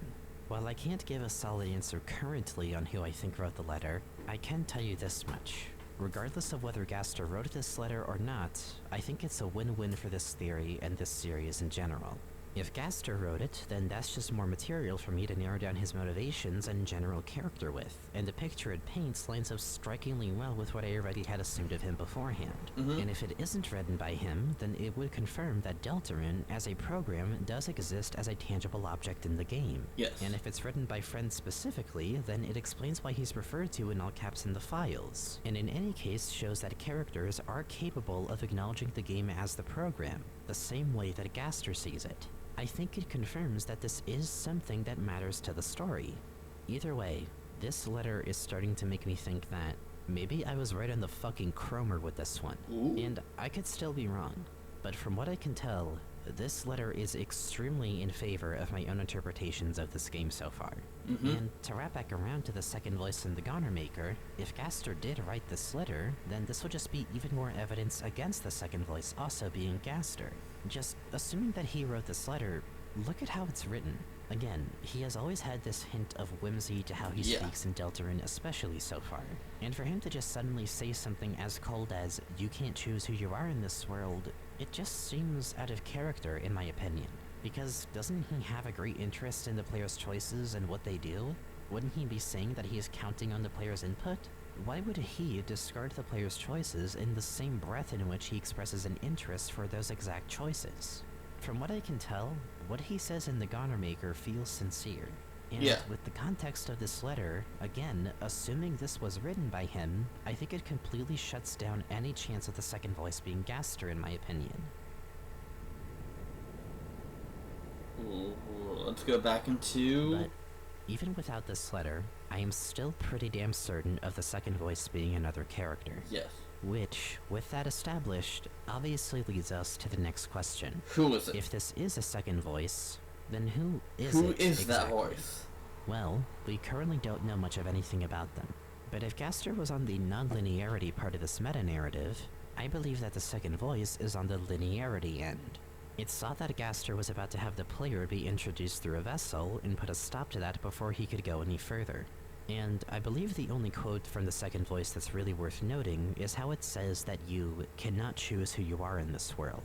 This character is the thing enforcing the linearity in Deltarune's world. It can't stop the player being connected to it, but it's going to do what it can to keep it in check and to keep the story going as it's supposed to. And I believe this character is the reason Gaster became so invested in giving Deltarune a new future. Or rather, it's the main thing that's been standing in the way of that goal. See, we have to consider why exactly Gaster was so invested in this game's world. Okay. What is his experiment with it to begin with? Why does he need the player to be involved? Why did he make an entire program to connect us to this world? We know it's because he's trying to introduce more freedom and create a new future, but if there's a force that's stopping that, then that's a force that's getting in the way of it. Yeah. And one that needs another force of a similar level of power to deal with. Gaster's main motivation, and the thing that he feels will give this world a new future, is simple. And honestly, it's kind of a shock I didn't catch on to it sooner. Oh? It's so fucking obvious. Oh? This is a JRPG. Huh? He wants to kill God. Oh. Non-linearity versus linearity. Gaster versus the angel. Ooh. Whoa. Insane From song, by the way. I need to look at that one. Yeah, so do you From survey heads from stop 2018 motion. remember when there were all those theories about how the second voice was Kara and that deltarune is actually just Gaster and Kara fighting for control over the narrative? Yeah, this is that if the deltarune community wasn't fucking around. When considering everything diegetic to the game so far and how they serve Wait, to hang on, pull the hang on. Sorry about that, need to check on something. Anyway, back to Gaster versus God. the player towards staying on script or going off script, and the fact that the game's themes in some way or another relate to this dynamic, it only makes sense that the main reason Gaster is so invested in Deltarune's world and why he wants a new future for it is because he finds the fatalism that the angel enforces to be worth challenging. He saw what the author wrote, and he doesn't like it. He sees how without any input, the world just ends and everything is just covered in darkness, and he wants to change that. He's too invested in the story to leave it as is, and he wants to use the player as a means of catalyzing that change, by having them represent the fate of the world. While right now, we don't know too much about the angel as a character, I can't think of a better candidate to fit the second voice. It especially appears all over the light world where it seems to have more control, and it probably didn't want the player to be in Deltarune to begin with, and so doesn't accommodate more for the player because of it. But then the dark world comes in, and we have Gaster being more present there, and he wants the player to keep going, with the angel only being able to intervene here and there to enforce some degree of linearity. I'd even argue that the angel probably doesn't take kindly to dark worlds in general because of the fact that they allow so much escapism and free choice, when it ultimately doesn't change anything substantially in the light world, and it's all going to end the same way regardless. I believe that as this game continues, this tug of war between Gaster and the angel will only become more apparent. And I'd even argue that it's already taking place when you consider the fact that Chapter 1 was able to stay mostly on track, only for Chapter 2 to introduce the weird route. It was able to maintain only one major route for a bit, but more opportunities and loopholes appear in Chapter 2 to go further off script. And of course, this is all in pursuit of creating a new future for the game from Gaster's point of view. And with that, I'd like to throw in one last theory with some evidence to it. And it goes all the way back to the beginning of this game's rollout. Remember the him.png image from the Deltarune website? Which first quoted entry 17, but then quoted a part of the legend that 3 heroes appeared to banish the angel's heaven? In our first encounter with Rouse and Deltarune, when he mentions the legend, he specifically refers to it as a legend that was foretold through time and space. The same wording used to describe Gaster's shattering. And conveniently, it's the first piece of content we really got about Deltarune aside from entry 17, and it was written in Wingdings by Gaster. I think Gaster was the one who wrote that prophecy, because banishing the angel's heaven likely is a way to terminate the angel altogether. So Gaster wrote the legend. That is why Rouse is so insistent on keeping things on track, because that is how Gaster plans to stop it. And in fact, it may even be the end result of getting the shadow crystals, in that otherwise, the game will just end as the angel Wait a minute. I assume that's actual, but I just need to check. Yeah, that's the next door neighbor. We're almost done with the section 2. We only have the final section, and then the, what I assume is the ending, which, the ending, which will take not an hour, but it will take a good portion of the video, which I will watch. Intended for it to. I will watch that. To change that. I will watch the entire outro. Shadow crystals and use them to finally banish the angel's heaven and create the new future that we've been looking for. And create the new future that we've been looking for. And create the new future that we've been looking for. And create the new future that we've been looking for. Uh-oh. And create the new future that we've been looking for. Uh-oh. And create the new future that we've been looking for. And create the new future that we've been looking for. However, you might have noticed something upon me saying this. Yeah? This is awfully contradictory, isn't it? This whole time I've been talking about Gaster being for non-linearity, and yet he himself is railroading us towards a specific outcome. He wants us to be free, but he wrote a prophecy that we ultimately have to carry out? That can't be right. Surely this interpretation makes no sense then. Either he actually is all for it, or he isn't. And that's a good inquiry. In fact, I think the game agrees. Sure, Gaster lets you have all of these choices and lets you explore the game to your heart's content, but the data moshing. Just going through the game normally will carry out the prophecy just fine. Rouse shrugs off a lot of the secrets you find, and the weird route is clearly something he's not going to be fond of because of how off-script it goes. And when you think about it, this freedom that he gives you, how free really is it? You'll probably still get the same endings, you can only do so much even between these save slots, and think about the secret bosses. Jevil says he's the only free one, and yet he's locked in a prison. Spamton's sales started soaring after he got on the phone with Gaster or whoever, but the second he stopped calling, he couldn't avoid his downfall. His whole arc after that is just chasing the freedom that he thought he owned. Not too unlike what Gaster may have realized when he shattered and saw the fictional world of Undertale for what it was. That despite all of these choices and outcomes, it's all scripted in some way or another. Gaster does give you more choices. Gaster made this program for you, but that's exactly the paradox of it. It's what he gave you. If he wanted, he could cut this connection to the game right now, and you wouldn't have any say in the matter. He only gives you the choice to come back if you want to. He gives you the choice to give up, but they are still choices that he gave. He could, at any moment, decide to limit you if he wanted. And the thing is, he actually kind of does. Think about Rouse. He's all about saying that your choices do matter, and yet he has this ability to just send the player's perspective away, using cutscenes against them. Even if in a harmless manner, you are still railroaded unless you do something like the rear route. And even then, in any case, you are still limited by the battle system to some extent. You're the fate of the world, but you have to play your role, or else the story can't go the way that Gaster believes it's supposed to. Even in the act of going off rails, you will always find yourself on another track. You call that freedom? What does freedom actually mean anyway? How can you be truly free from something? How can you cut your strings being certain that there aren't going to be another set of strings holding you back all the same? That's the paradox of Gaster. Freedom in the illusion of.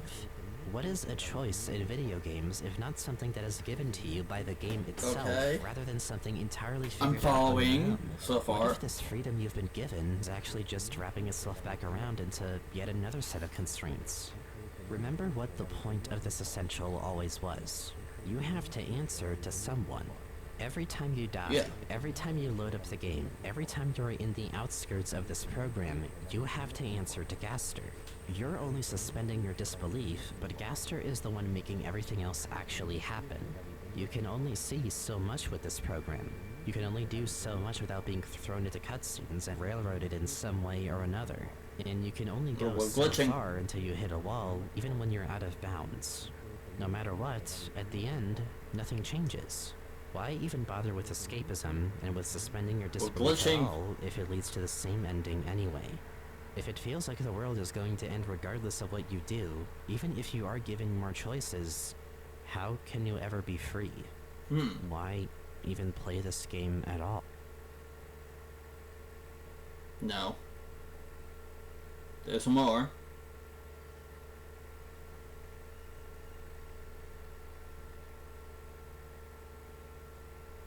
Ooh.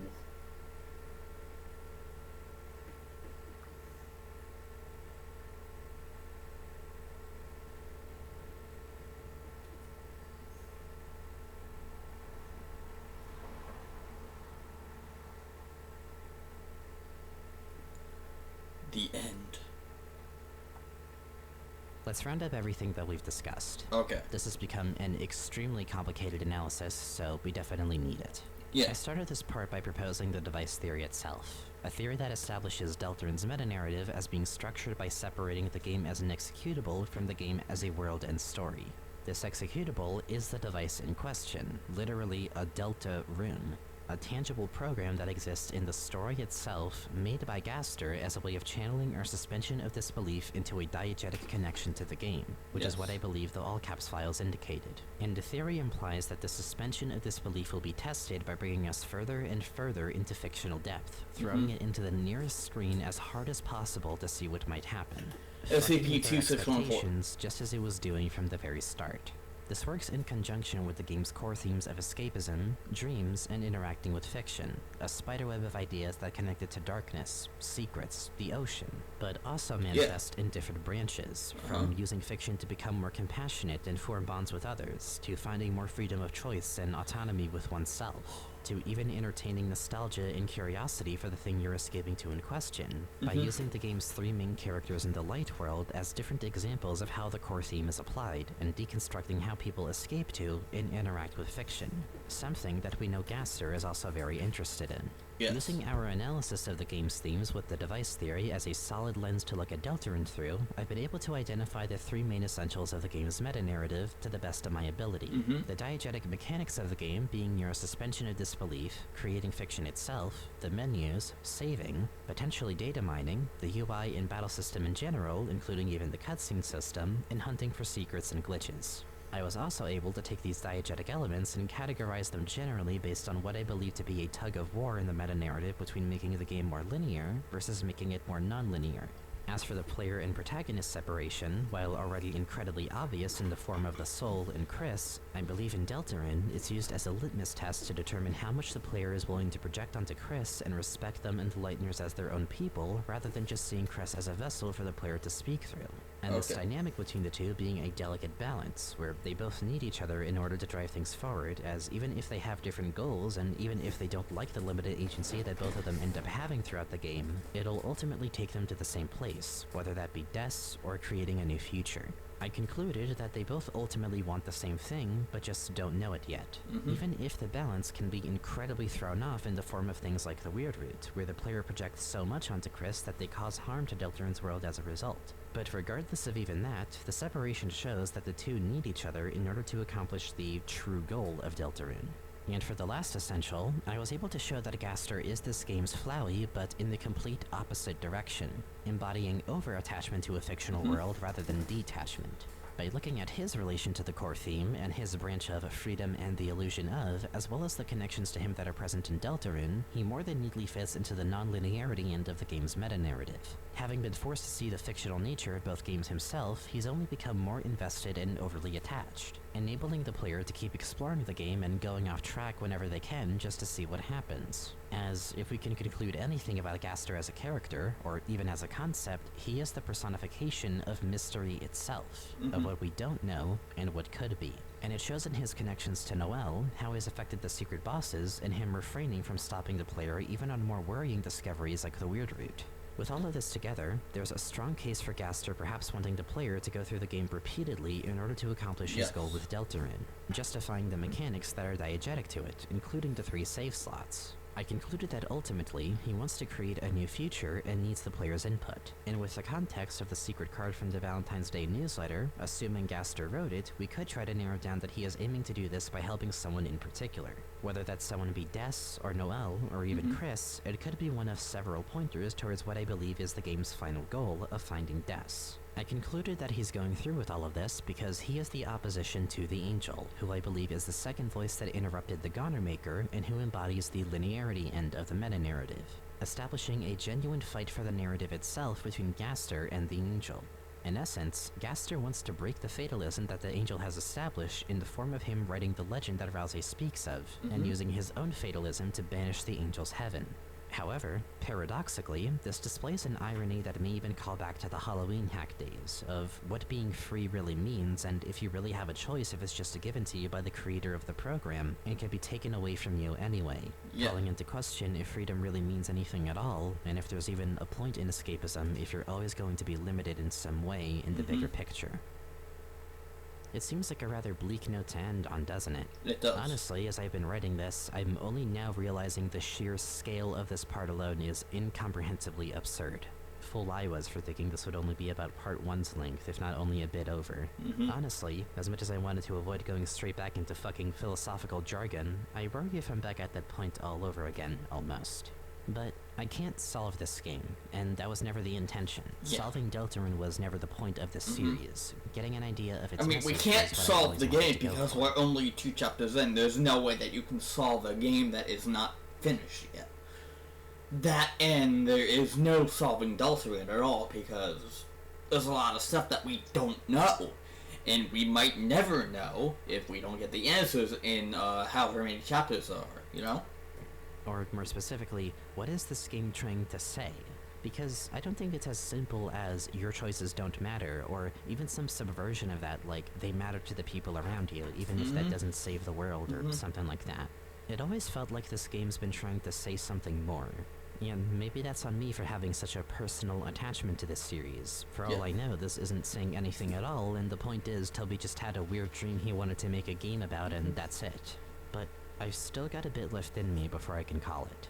If my take on the meta-narrative is true, and there really is some Gaster versus the Angel kind of shit going on, then I do believe that it has to also acknowledge the paradox of freedom as a concept in video games. But when looking at it just a bit longer, I don't think the point is that one has to prevail over the other. Games have limits. Fictional worlds have limits. There's no getting over that. You can make a game as lively and as filled to the brim with choices as you want, but you will hit a wall sooner or later. Deltarune just happens to be more streamlined, and so this wall is more obvious, and it acknowledges that. But I want to bring you back to what I said about what I think Deltarune really is a game about. I believe it's focusing on your own suspension of disbelief and forcing you to acknowledge that it is a game and that you're engaging with something fictional and making the conscious choice to connect yourself to it.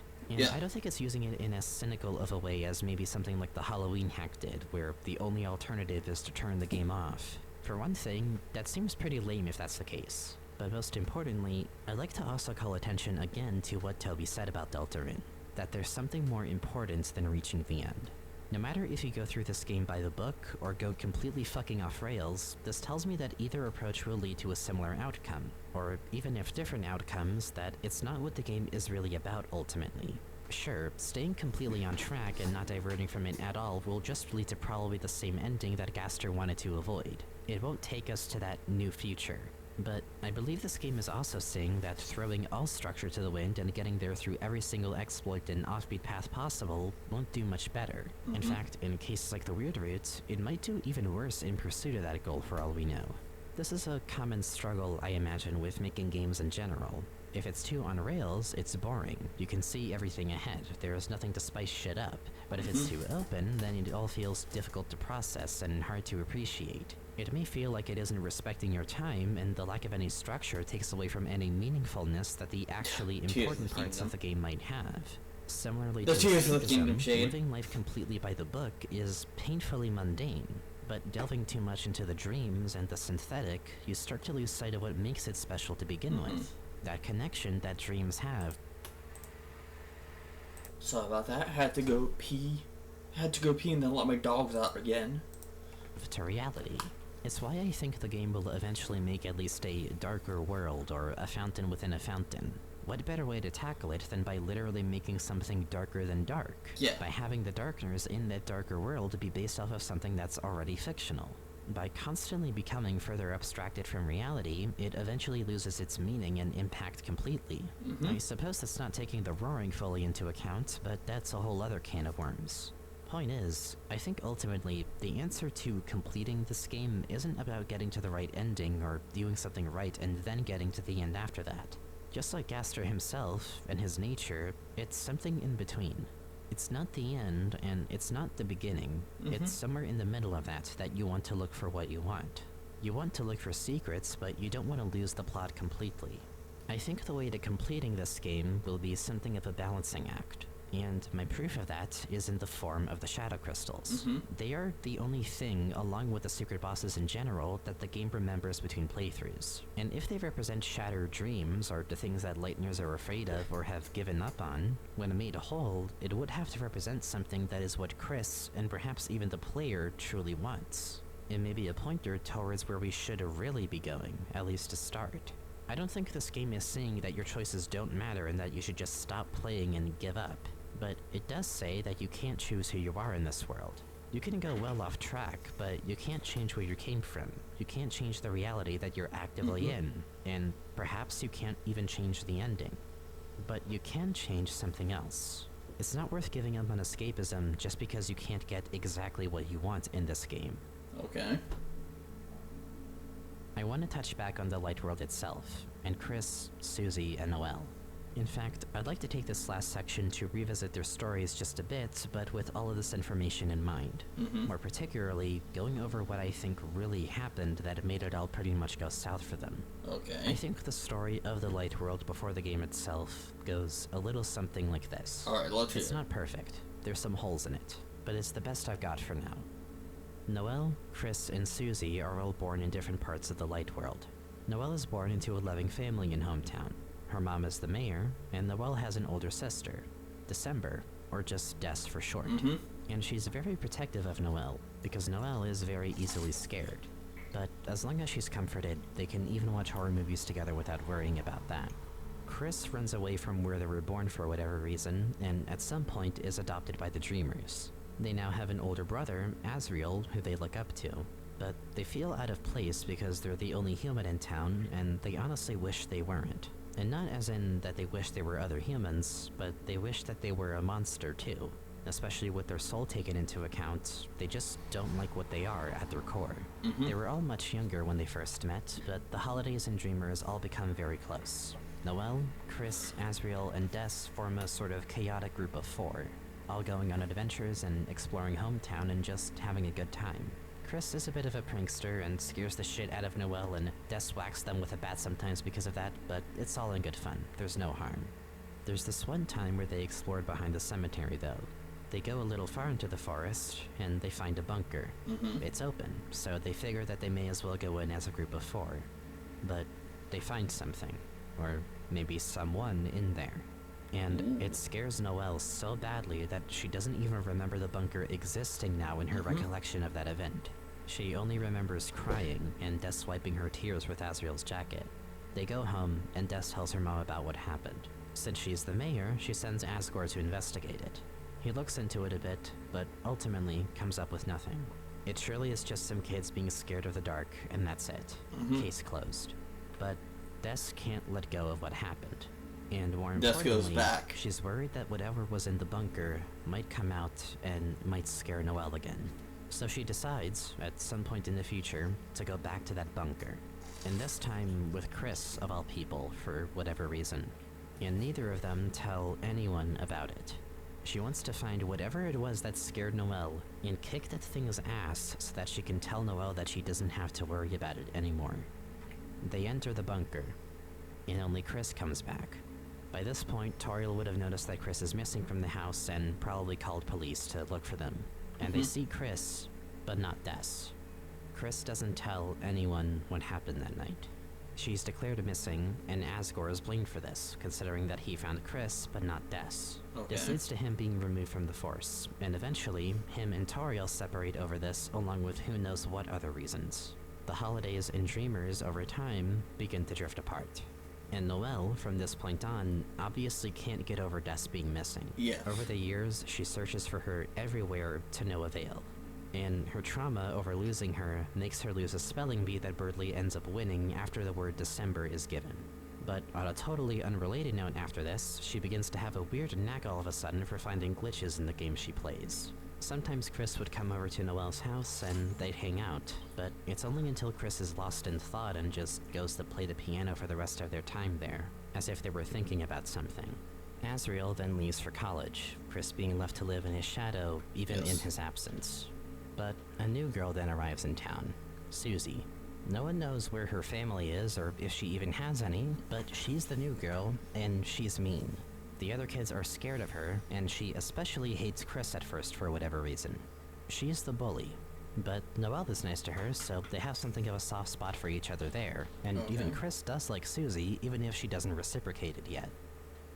My point with going over all of this is that for these characters, life sort of sucks. Chris wants to reject themselves and sees themselves only in the shadow of other people. Susie hasn't been showed kindness by others in general, and she lashes out at others and wasn't raised well at all. For all we know, she doesn't even have a home. And Noelle's sister is missing, and her mom is cold to her, and Rudy is at the hospital. It all looks so bleak, and to top it all off, Noelle and Chris have drifted apart, just as their families did. But suddenly, Chris becomes more talkative to Noelle again, in a way that's almost out of character for them. And Chris and Susie are now bonding, and Noelle's even started to finally act on her fondness for Susie in general, and over the course of just a few days, they're closer again. Thanks to the Dark Worlds, thanks to making connections, even if to something fictional at first. We've seen how this game has taken these characters who feel stuck, hurt, closed off, and made them all begin to stand up for themselves and actually blossom again as people. Of course, the problems in the Light World still persist. Chris still feels a way about Azrael and their place in hometown in general. Des is still missing.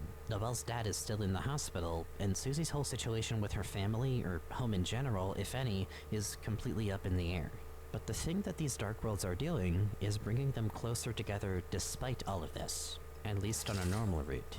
Fiction, and acting on your dreams, while it may seem like a useless thing in the face of harsh realities, is one of the best things we have in the face of conquering our own personal struggles. True. It can make once closed off and antisocial people open up and make friends they never thought they'd make. It can make people feel in control of something when everything else is spiraling out of it. And it can help people ponder on things in their past and reconcile with them in a way that reality may not let them. And albeit there may be a paradox to it, in how escapism can in and of itself become limiting and suffocating and only offer the illusion of freedom. At some point, these characters are going to realize that the Dark World isn't going to be able to solve all of their problems.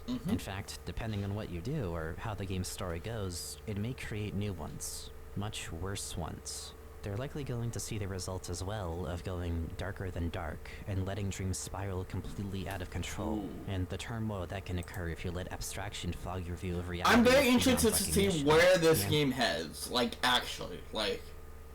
I'm so invested with where this game is heading that I'm I kind of can't wait for Chapter 3 and 4, but also it's let them cook. Let Toby cook, you know? I want to play Chapter 3 and 4, but Toby knows what he's doing. He knows what he's doing when it comes to making a game. Let's just let him be, and let him work on Chapters 3 and 4. Because, as we know, Chapter 3 is fully done. He's finishing touching up on Chapter 4, as far as we know.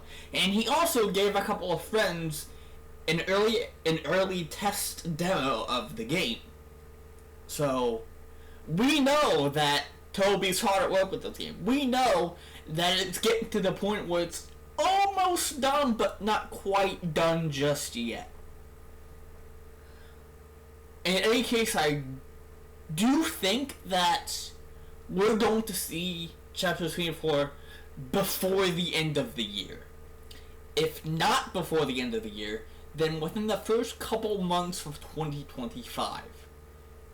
I really hope that it's before the end of 2024, but if not, then I can wait until January, February, maybe even March of October of 2020. What? Of October 2025? What the fuck? That's a year out. Ugh. Might as well took a year. Whew. I can't wait for this to be dated when it comes out that, oh wait, it's gonna release in a year. Can't wait for people to take this one and go, huh, that age of fine milk how Bat said that it wouldn't be a year until deltarune Chapter 3 and 4 came out. Or where? Anyway. And they may even have to face the fact that their efforts might not save the world at large. Going through all of these trials to experience the game differently or dig deeper into it for secrets and alternate paths might not really keep everything from falling apart or changing dramatically. And the Lightners can't actually bring Rouse or Lancer to the Light World even if they really wanted to. Yes. Deltarune is such a fascinating game to me in how, despite it using itself as a program to force the player to acknowledge the game's fictional nature, I don't think it feels any less real in the Light World. You know it's all fictional, but the game also knows that you will grow attached to these characters. Yes. It knows you can't really change the ending of it. That was the same way with Undertale. It was like Toby made it intentionally so that you'd be attached to these characters on a true pacifist run. so that when you did a genocide run, you felt like absolute shit for doing it. You felt like you were the bad guy, because you were. Killing all the monsters just for your own sick entertainment, that's fucked. So it's the same thing, it's like, you're getting attached to all these characters here, only for the game to throw you for a loop and be like, oh yeah, this character, yeah, they died. What? You mean Morrissey dies in Chapter 6? Oh. Sorry. Spoilers! No. But imagine. Oh god. I don't even think I want to imagine. But it draws you in regardless, because if Morrissey fucking dies, that will be sad. It's been about something more important than that. Maybe it's something that Chris never opened up about this whole time, and something that Chris wants to correct. And it's the one thing that stays persistent no matter how many times you replay this game. It's Des. I personally still insist that this game is about finding Des. Finding someone so lost in the darkness that they may be well impossible to find on your own, but that's the thing, is Chris isn't on their own. Gaster may have his inconceivable ulterior motives or whatever for the player's involvement, but if it can be used... Ulterior motive mentioned. Everyone knows that. You've got ulterior motives, tell me the truth. Anyway. For anything, it's to find her. And that's what Chris needs. They may have limited agency still, but they can tell that something feels different within them. And this may be their chance to go through this story and try to actually make things right and find her. Perhaps even before Azrael gets back from college so that they can all reunite for a bit. And I don't know if that's what will actually happen. I don't know if the quest to find her will even turn out successful. It might not. But what I do know is that the secret bosses and the shadow crystals may very well be a trailhead to figuring out what the game's true objective and, in broad terms, true ending is. I'm pretty damn sure it's gonna make you go through the game again, fuck with save slots, look for more secrets that you couldn't get the first time around. And somewhere in that meta labyrinth is the thing that this game is really about. Whatever that is, I'm not sure. But regardless of that, I think it is a pointer towards what I feel. Oh, imagine if you go through the game first and you get all the secret bosses on the first try, and the game is still like, hey, there's some stuff that you did not find yet. Go back all the way to the first chapter and replay this entire game, and you'll know when to stop and shift to a different perspective. You'll know when to stop and shift gears to something entirely different. Imagine that, like, you play chapters 1 through 7, and the game says, you missed some stuff! So you go back again through chapter 1, and you get to like chapter 5, and then you see something. And it diverts you to something completely different. It's like you play the full game first, and then you play up to a point in the game, and then the game was like, oh hey, look at this! You can find Des. Go. You know what you have to do. You have all the shadow crystals. You brought them to Sean. You have this special thing that can only be gotten if you fought all the secret bosses. Go find Des. You know what to do. You know what it means. Go forth. Imagine. Is trying to say. I feel this game is ultimately about taking your suspension of disbelief, your connection to deltarune, and throwing it as hard and far away as possible to see what might happen. I can't even begin to think where the game will take us, but I'm certain it's going to get fucking trippy and surreal later down the line. I can make who knows what other theories with my interpretation of this game. I could tell you that this theory can be used to, I don't know, fucking justify how making a dark world within a dark world would just turn Deltarune into a Yume Nikki fan game, and that chapter 6 is actually when we realized Toby Fox was Kikiyama this whole time, and that he was making the real sequel to Yume Nikki or some shit like that called Yume Freaky. What? This series was never about the specifics Yume of Freaky? this message or me having this one you suck toes in that, neat ass? For everything in precise detail. Maybe it was something of an attempt at that, but not necessarily the end-all be-all. The device theory wasn't a theory in the sense that you'd think of it being this educated guess about the future of the game or what I think a specific thing will turn out to be.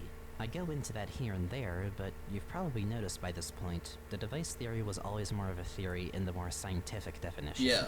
A general philosophy, a lens to look at something through that I just think has been tested and proven true enough times to probably likely be the case for now. I'll probably use it as a reference for future hypotheses, but this series was more about asking what I think Deltarune as an experience was really focusing on. And I think the whole experience is focused on how we specifically interact with fiction. In a meta sense, it is about how the player attaches themselves to fictional worlds and characters, much like how the Lightners attach themselves to Darkners and Dark Worlds. And the thing is, I wouldn't even be surprised if there is only one ending after all. Toby has been firm about it, and it's the one ending he dreamt of. Why would there be any other ones? It's a game where the story had already ended before it had even been written. And that's a fact in the story itself, that the ending is set in stone. There's no changing it. This is Toby's world, or at most, the Angels. The game's story was written with this ending in mind, and no other endings in a meta sense. That's why it's only one ending, because these characters' fates were sealed before they were even conceived. But GASTER put us here to just see what we would do, how we would throw things off track, how much we'd stray from the main path and look for secrets. And despite the linear nature of it, we have characters like Ralsei who may be well aware of it, yet still want the player to enjoy the experience, and wants them to get along with the game so they can have fun with it, rather than echo the nihilism that everyone else with his level of knowledge displays. If the angel is Toby in a meta sense, it also makes us an angel. We're all gods of the stories that we tell. I think the meta-narrative really will boil down to literally killing the author, letting yourself be your own author of the story that these characters will experience. In essence, Deltarune allowing itself, as it can and work, to be transformed as you complete it. Or, in a literal sense, I think it will end in you fighting the angel itself, regardless of what you do, even if you find Des and free her somehow. But I wouldn't be surprised either if finding Des doesn't turn out to be the case, and maybe it just focuses on the fact that Noelle and Chris just haven't been able to let go of the trauma in their past, and can't let go of the fact that what happened, happened. That escapism and going darker than dark isn't going to bring her back, or at least, it won't bring the simpler days back. And even if they do find her, it may only be a memory, a dream of her, nothing that they can bring back. Just a burning memory. But even if that is the case, and Des and Ralsei and the Darkners can't be ever brought to the light world, they can still live on in the source of all of that darkness, their thoughts. And similarly to the Lightners, I'm with you in the dark. Banishing the Angel's Heaven truly means that our connection to Deltarune will be terminated in some way or another. Even if we can't change that fate, that doesn't mean our attachment to these characters was for nothing. Even when fictional characters die or disappear, the memory of them will still remain in our minds. And the best part is, while you can't choose who you are in Deltarune's world, you can choose that in yours. And similarly, you can choose to let these characters that you grew so attached to live on in your own mind however you'd like. Undertale's pacifist route told the player to leave the game's characters be, that you did your part, and that you are able to reset, but that they're living a good life, and you can part ways with them knowing they're doing well. You got the best ending, and you can just leave them as is. But Deltarune, I feel, at least in some sense, is going to tell the player to take these characters with them after banishing the Angel's Heaven. Perhaps that was the experiment after all, if there ever was one.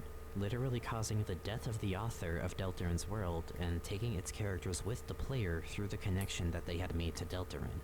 It'd be why there's no merchandise of the Lightners especially. That would get in the way of what the game's saying. And the game is saying, get attached to them, think about them, take them with you, and let them live on in your memory. Or, in other words, don't forget.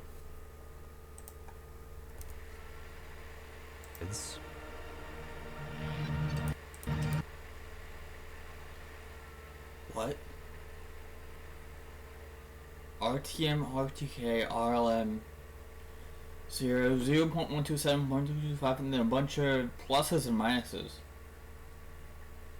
That's something that I don't know. Don't forget.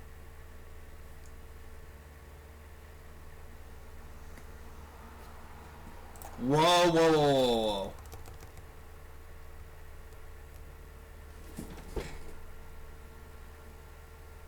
Caltrop.dev.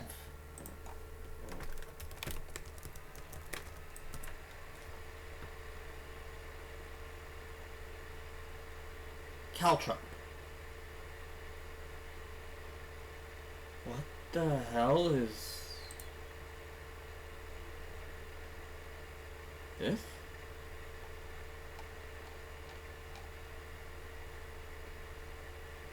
Oh, wait.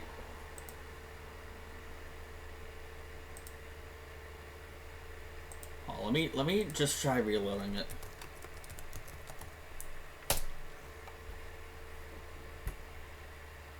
Just reload the site. Whoa! What is this?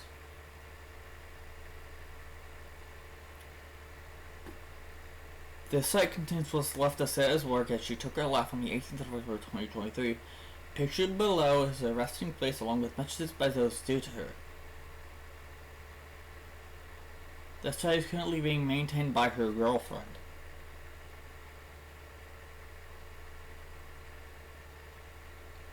What?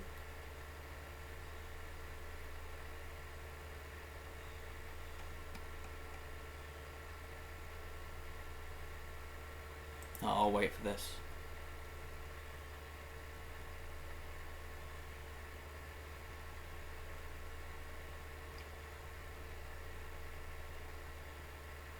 This form is now closed. No, wait, just load.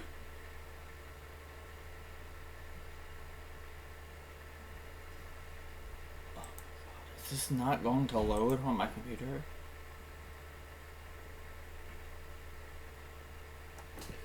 I may have to load this on my phone, hang on.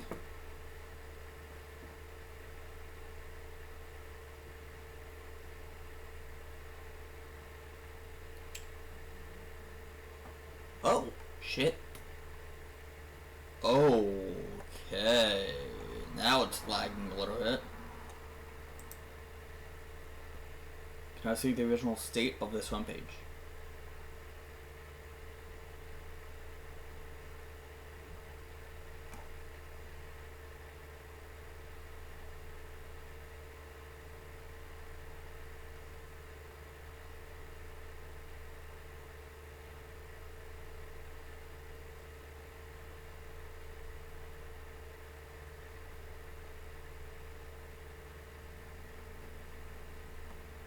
Dude, what the hell is this?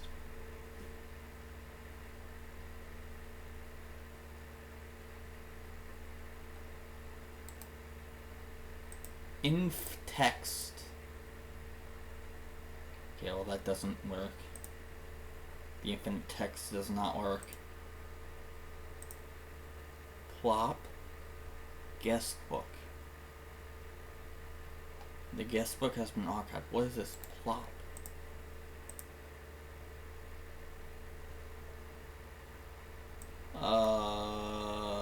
This is like powder game.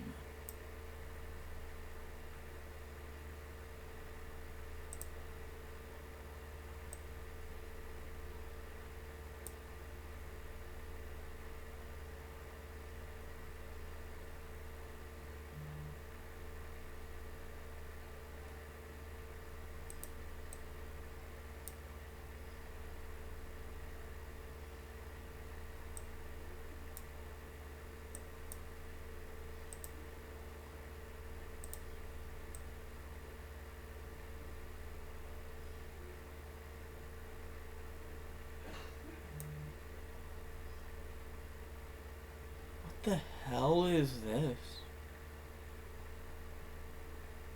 I don't understand what this is.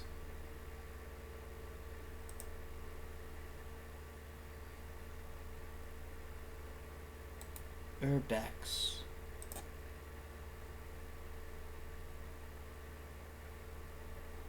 Twitter. What?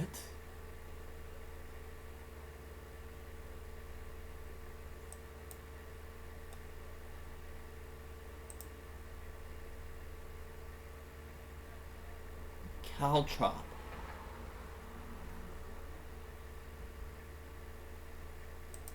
I'm on a bit of a fucking tangent here.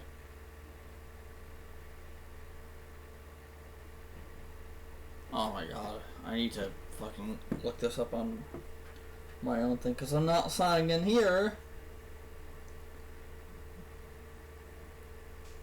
You know, this will be a thing for future bats to look at now. So, I'm not gonna fucking look at it now. This will be a thing for future bat to look at. I don't know what the fuck this is, but... Konnichiwa. Toby Fox です。 Oh, hi Toby. このところ世界中の国が大変な状況ですね。 Yeah. このまま世界が終わってしまうんじゃない Yeah. そんな気さえしてきます。 Ooh. こんな時にゲームなんて作っていいのかな。こんな時にゲームなんて必要とされてるのかな、Mm-hmm. なんてつい考えてしまいがちだと思います。でもどうか皆さん気を落とさないでください。だってこんな時だからこそ人は笑わなきゃいけない。笑顔にならなきゃいけない。幸せを感じなきゃいけないんです。空が闇に包まれてる時、人はとにかく何でもいいから怒りを求めるものです。道を照らしてくれるものが必要なんです。僕は何もゲームが世界を救うとか言うつもりはありません。Mm-hmm. だけどゲームは誰かの一日を幸せにすることができる。 Toby Fox. Mm-hmm.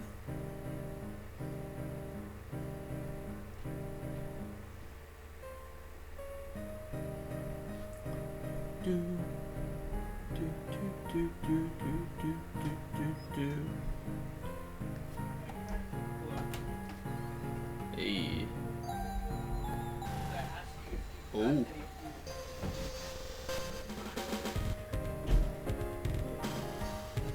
I don't know what to do, so I had the soul side by cylinder. Okay. July 15, 2023. Yeah.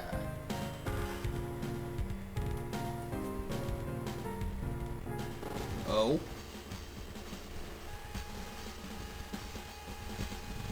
Huh? What the fuck? The fuck is going on? Something's going on. Oh. So, mind if I tell you a little story?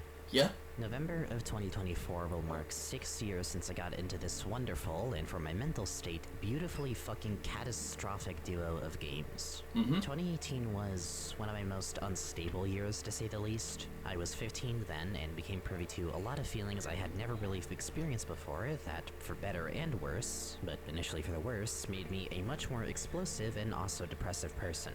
The highs were very high, but the lows were below fucking rock bottom. Yes. I was insufferable to be around for a while, and summer was the absolute worst of it, so much so that it even carried over into a good chunk of autumn of that year. I'm sure I could ramble all I want about that time of my life, but I'm only bringing it up now because of what happened after that point. It was November of that year. A few months had passed since what I perceived to be the worst and most traumatizing thing to ever happen in my life at the time had happened. Okay. And shit, man, I was listening to Ballads 1 by Joji. It was rough.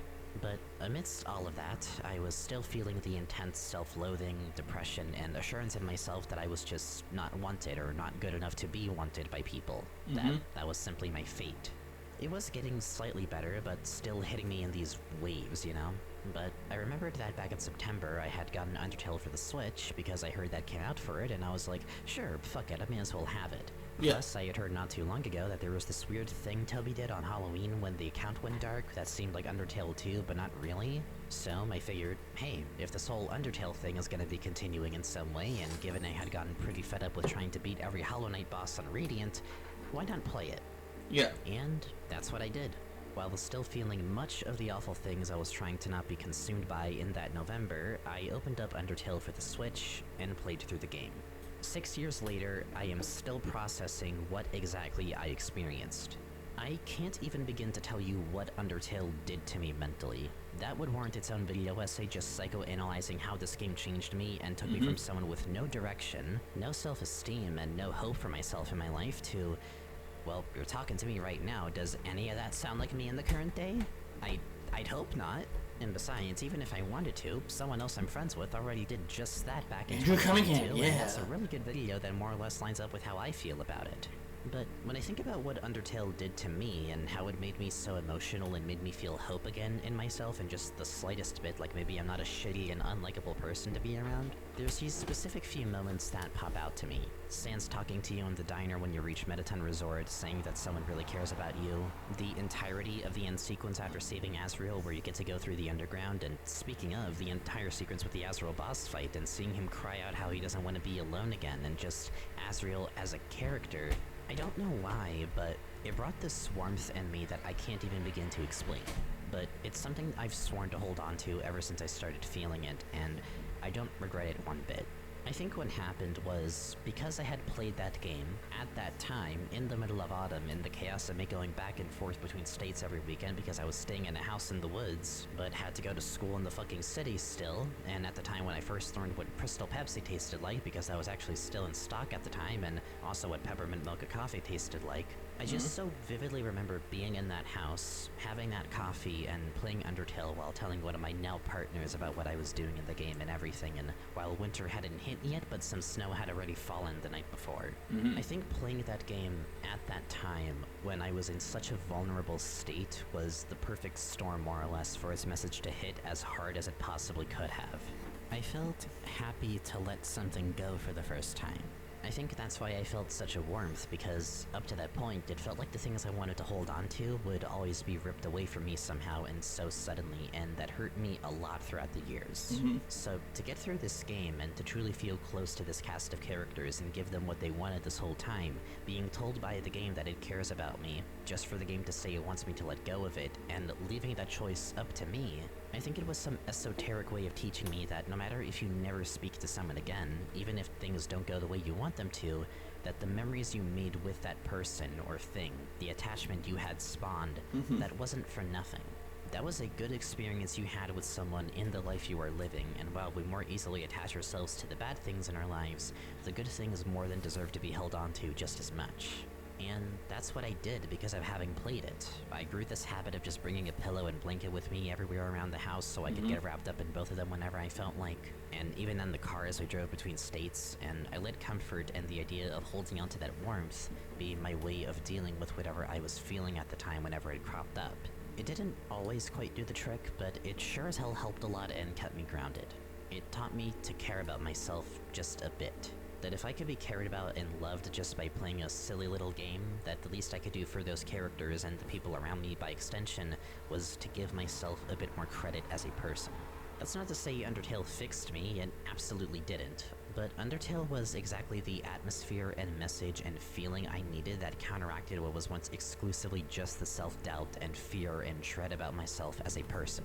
It got me to realize just how much more potential I still have as both a person and an artist. And for that, I don't think anything I can give to it in tribute will pay back what I feel I owe it. And that's not even going into deltarune, or rather the 2018 survey program demo of it. Chapter 1 feels so small now in context with everything else, but it's that exact smallness that makes that demo feel so special to me as well.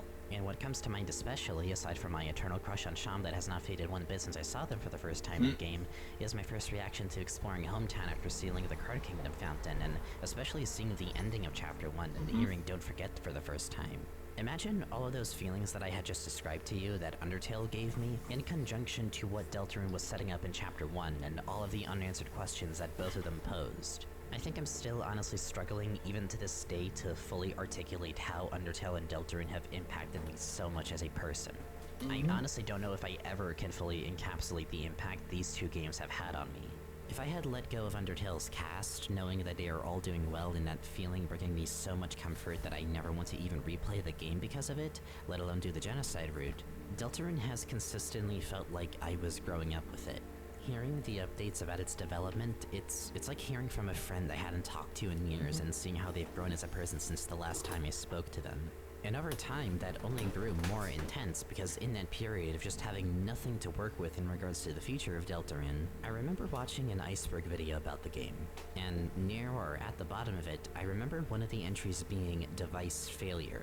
It was so obscure that even the person talking about it didn't really know what to make of it to my memory, but it led me to this Reddit post that Stansburiana made about how Deltarune's internal data had these all caps files and a bunch of files with the device prefix to it. And hell, they even made a little diagram about what they thought the device in question was. And so I remember rambling to my friends and again to one of my now partners so much about what the hell it could have possibly meant and about all the other mysterious GASTER connections in both games, and through all of that, well, the seeds for what you guys now know as the device theory had been planted, and since then it has grown into this. Over the years, the comfort that these two games have brought me, while I have experienced so many things, both good and bad since then, that comfort has not faded. Where I once carried a pillow, I now carry a Napstabook plushie with me everywhere around the house. I have several plushies and other merch of Undertale and Deltarune that I bought over the years. I even got the tutorial slippers and Undertale throw blanket when those were revealed. And I've hung up the Undertale and Deltarune chapter posters in my room such that when the next chapters are out and the posters for those are ready, I hope to hang them up so that the posters go in order of each chapter from left to right. I still unironically wear the Sans hoodie when it gets colder because I just actually love that shade of blue and how it looks with my other clothes, and because it's cozy as fuck, and I wear the Rousey scarf for the same reason. When Chapter 2 came out, that led to me yet again having some significant realizations about myself and what kind of person I really want to be in my friendships and relationships. And that's when I realized I was Molly. And listening to the Delta cast after the rush of the sweepstakes, knowing Toby basically just made something 1 degree away from a full-on ARG for its fucking charity event, that led to me finally sitting down and acting on my desire to just make a proper video about Deltarune. All of that said, I am terrified for what 2 new chapters at once are going to evoke in my life once they come out if the track record keeps up. I hope it makes sense to you now why and how I managed to make this absolute fucking monster of a series. Yeah. I know it's not like I really had to provide an explanation for it, but I just can't help myself. Yeah, you have to. These You two just had games to say have something. influenced me so much in my teen years. And that's a made good me thing. feel more hopeful and self-loving and caring as a person, showed me what I wanted truly out of both myself and the people around me and how I want to present myself, and is now also the basis through which I have managed to gain a following and network of my own, and I have willingly allowed it to have such a presence in my life that I sleep and wake up to it. And I don't even fucking buy merch that often, if at all. I'm a Sonic fan, and I don't even have a single goddamn doll of any of those characters. At least not until I get the Tails doll finally in the near future. I love this series more than I love any other fictional media.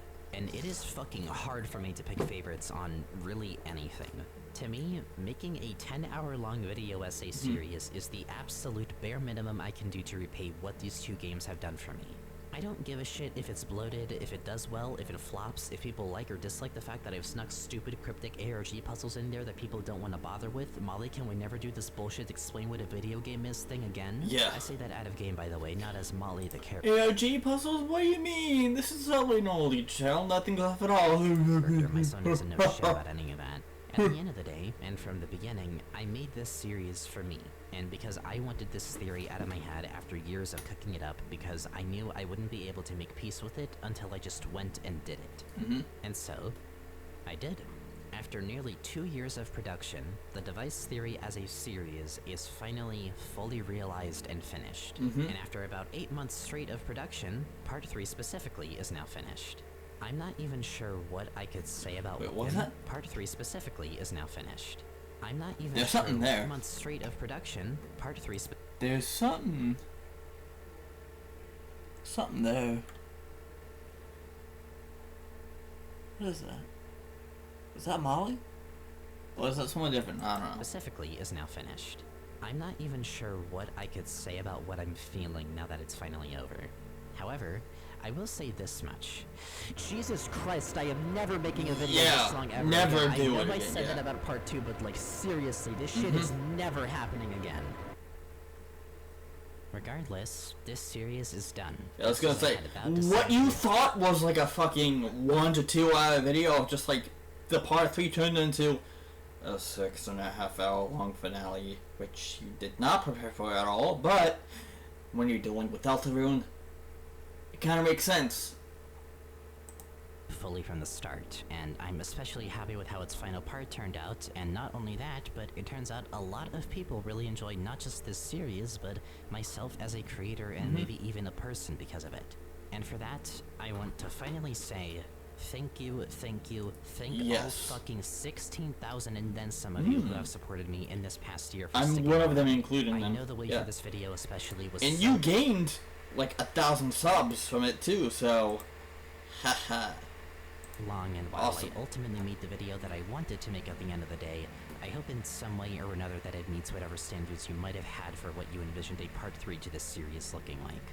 I knew because of how under-discussed the meta things in Deltarune were that it'd have to gain some attention surely, but I could not have predicted it bringing my following up by this much and giving me something of an actual platform. And the reactions too. It is in part because all of you have chosen to show interest in this that I can say confidently that I will only pay even more attention to making more videos and projects for this channel in the future. And it's unreal to imagine that only a little over a year ago this channel had like what, barely over 100 subs? But it's so worth it to know how many people actually are interested in what I'm doing, and while I want to make sure I'm making things for me, we love Deltarune content. Knowing people are going to be there to see it, and we love Deltarune theorizers, is a huge additional motivator and one I do not want to take for granted. I don't know if I can ever say it enough to equate to how grateful I am for it, but thank you. Genuinely, thank you so much for watching and sticking around to this point. I only hope to take what I've been given and make the absolute most of it as much as I can. I mean, you made an awesome set of videos. Supporting, what have you. Just, again, thank you. That's all I can say now that I finally have this whole series in the bag. Part 3 was something I really wanted to end the series on with a bang, and so much had to be considered and accounted for in order to make that be the case. And I know that somehow, still, I have missed plenty of things in my analysis of Deltarune, even after these 10 hours of you can just go through, like, separate videos. Like, they won't nearly be as long as this one. Surely. Hopefully not. But, just for your sanity, Molly, if you're watching this, I don't know if you do watch reactions for this, whatever, but if you made it this far and you're watching this, I pray for your sanity that you don't make another one of these videos, because, my god, working for 8 months straight on the 6.5 hour video is a lot. About it. I mean, shit, even in my spreadsheet for part 3, there's still some loose ends. Beyond that, I'm sure there's that one thing, or multiple things, that seems super obvious to mention that I somehow forgot and that I'll get a billion comments about. I mean, shit, even now, who knows if there's actually some major flaw I haven't considered that— And the comments are gonna be like, actually, Molly, you forgot this thing is supposed to be something else, you didn't mention this thing, you were wrong about this thing, Molly, please update us, please make a separate part 4 explaining yourself, and no. Secretly completely tears this theory down, right? But I think you can tell by this point, I don't really care about being right. It's what I've been confident in, but I am more than happy to be surprised by either someone else who could tear down my theory, or by Deltarune itself taking a turn I could have never expected. I like a surprise a lot more than— In which case, you'll just have to make a separate video about chapters 3 and 4 that won't be as long. Right? Right? Surely. To predict everything from afar personally. So in essence, the only real loose ends I came out of this with were the element system and elemental pairs, the Gonar vessel, and the connections between Sans and Papyrus to Gaster, to my knowledge. For 10 hours of rambling and analysis, that's a surprisingly short list, and hopefully the next chapters will give us more to work with to put those pieces together later down the line. But with all of that said, thank yous and personal word vomit and loose ends aside, I imagine the next thing that's on a lot of your minds is, well, what's next? Yeah, what's the plan with this channel now that device theory is actually done? And that's something I've had a lot of time to think about. But one thing I can tell you for certain is that whenever this video is out, I am absolutely taking a hell of a break from making videos for a while. Please do. To reiterate, part 3 took 8 months to make, and the series as a whole took 2 years to finish. I need a fucking break, man, like, bad. I'm not burned out or anything, but goddamn do I need to think about something that isn't YouTube for a while. It's just better for the creative soul. I'm gonna go visit one of my partners, I'm gonna figure out some stuff in real life, I'm gonna have a damn good time without thinking about making things for once. At minimum, I want to take a full month off to just not work on anything, really. Not even writing scripts, let alone editing entire take a break. You deserve it. Admittedly, I'm gonna be feeling this break more than you will probably, because I do think that the gap between this video and the next proper video will not be like 8 months. At least I really hope not, but we'll just have to see how I'm doing. Once I return from that break, though, I do have some ideas. I'd like to do a follow-up to the Staggering Winds video, for one thing.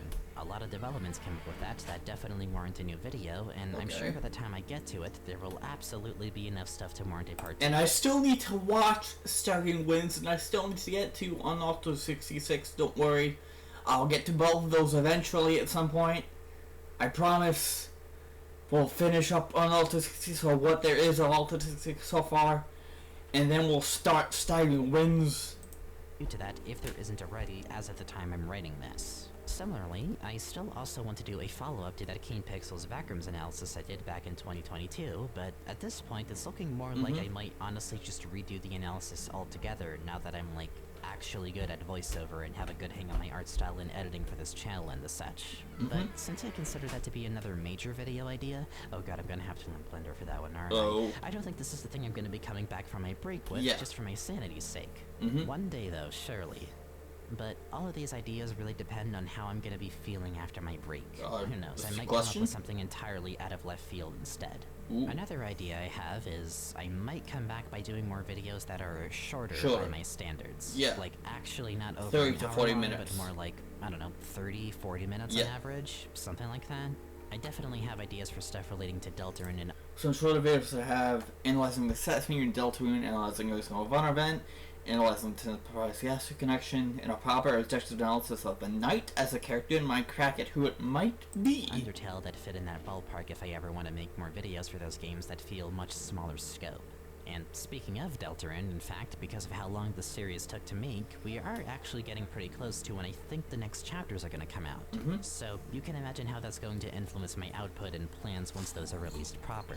My plan for once chapters 3 and 4 are out is that I'm going to definitely make a pretty long video going over them. However, analysis. I will not be considering it as part of the device theory or even part of deltarune and the fourth wall, though I do think it will serve a similar purpose to parts 1 and 2. And I intend for it to be to the new chapters what those first few parts were to the older chapters. A simple, matter-of-fact compilation of a lot of info about the more meta aspects of deltarune. I've set myself up to be the meta freak bitch of the deltarune theorizing space, I think, and I plan to uphold my duty of compiling as much info about that as I can. As much meta the stuff. sort of spiritual successor video will also be where I'll address the update to the Chapter 2 demo and to the GameMaker engine that, as of this video's completion, either has been released or is about to release. It still has not been released yet. Probably an update to test the game change function in deltarune, which is effectively the launcher app thing I mentioned here and there, where each chapter is literally going to be its own game, and the chapter select being the launcher that lets you select them. In any case, essentially, once the new chapters are out, I'll be making another video in a similar vein to the first few parts of this series, but not necessarily an additional part of it, now that the main point of it has been satisfied. Or, if nothing else, I don't know, I might just come back with a banger album or something. I have a huge music itch that I've been wanting to scratch for a good while now. So, as you can tell, there are quite a lot of things I can come back with depending on how long my break is and what I feel like doing. So, if you're interested in literally any of that or just what I might do in the future in general, and if you're not already, feel free to subscribe and stay tuned for it. And if you really want to support me and go the extra mile, I also have a Patreon you can pledge to, where I show sneak peeks and behind-the-scenes stuff of upcoming videos or songs, and depending on the tier you pledge to, we'll even show sneak peeks of my more personal projects that I usually tend to keep under wraps. So if any of that interests you, feel free to check that out. Oh, and I guess since I'm at it, if you liked the video, feel free to drop a like as well and let me know what you think of this monster of a thing.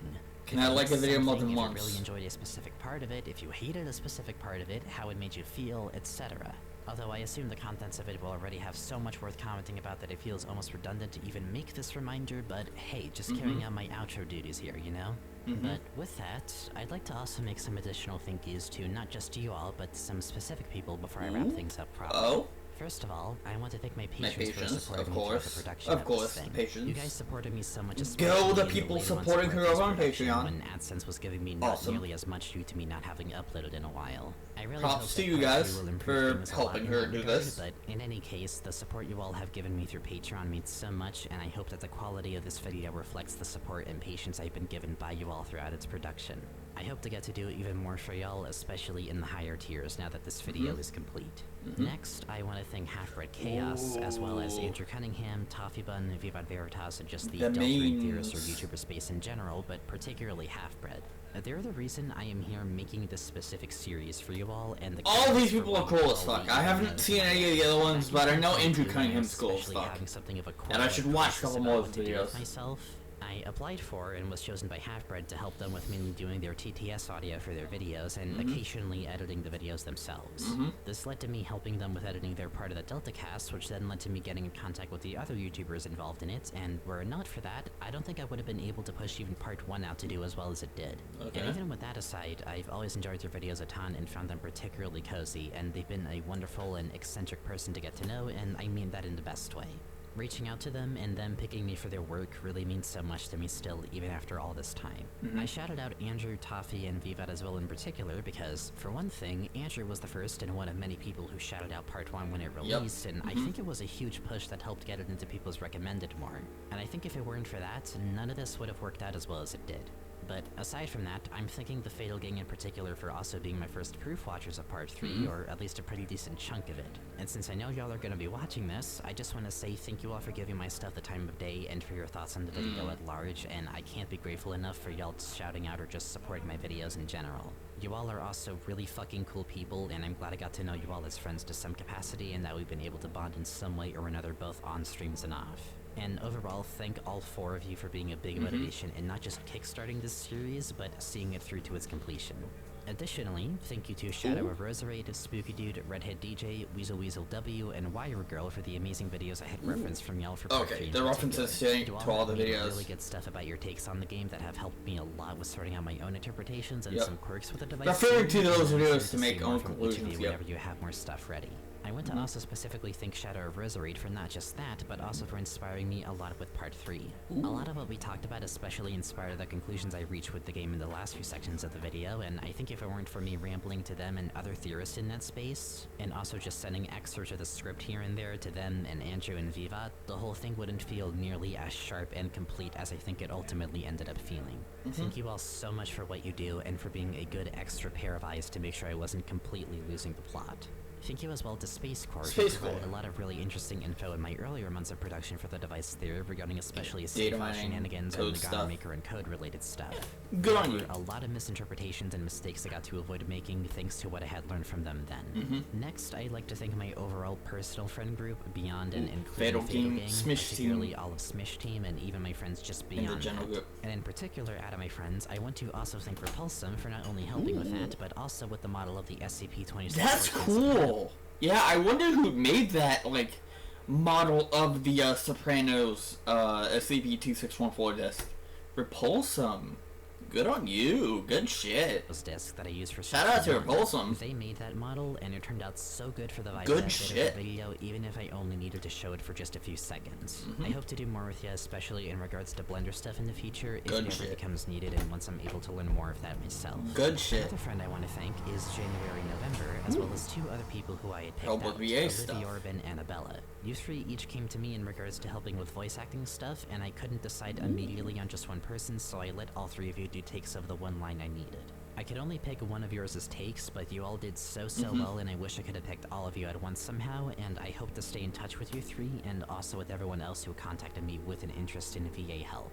It really means a lot, and absolutely brought what I needed help with to life, so thank you again. I'd like to thank the Deltarune Undertale wikis and the cutting room floor mention! The info that I needed in regards to meta and placeholder shit. Dude, I fucking love the cutting room floor, dude.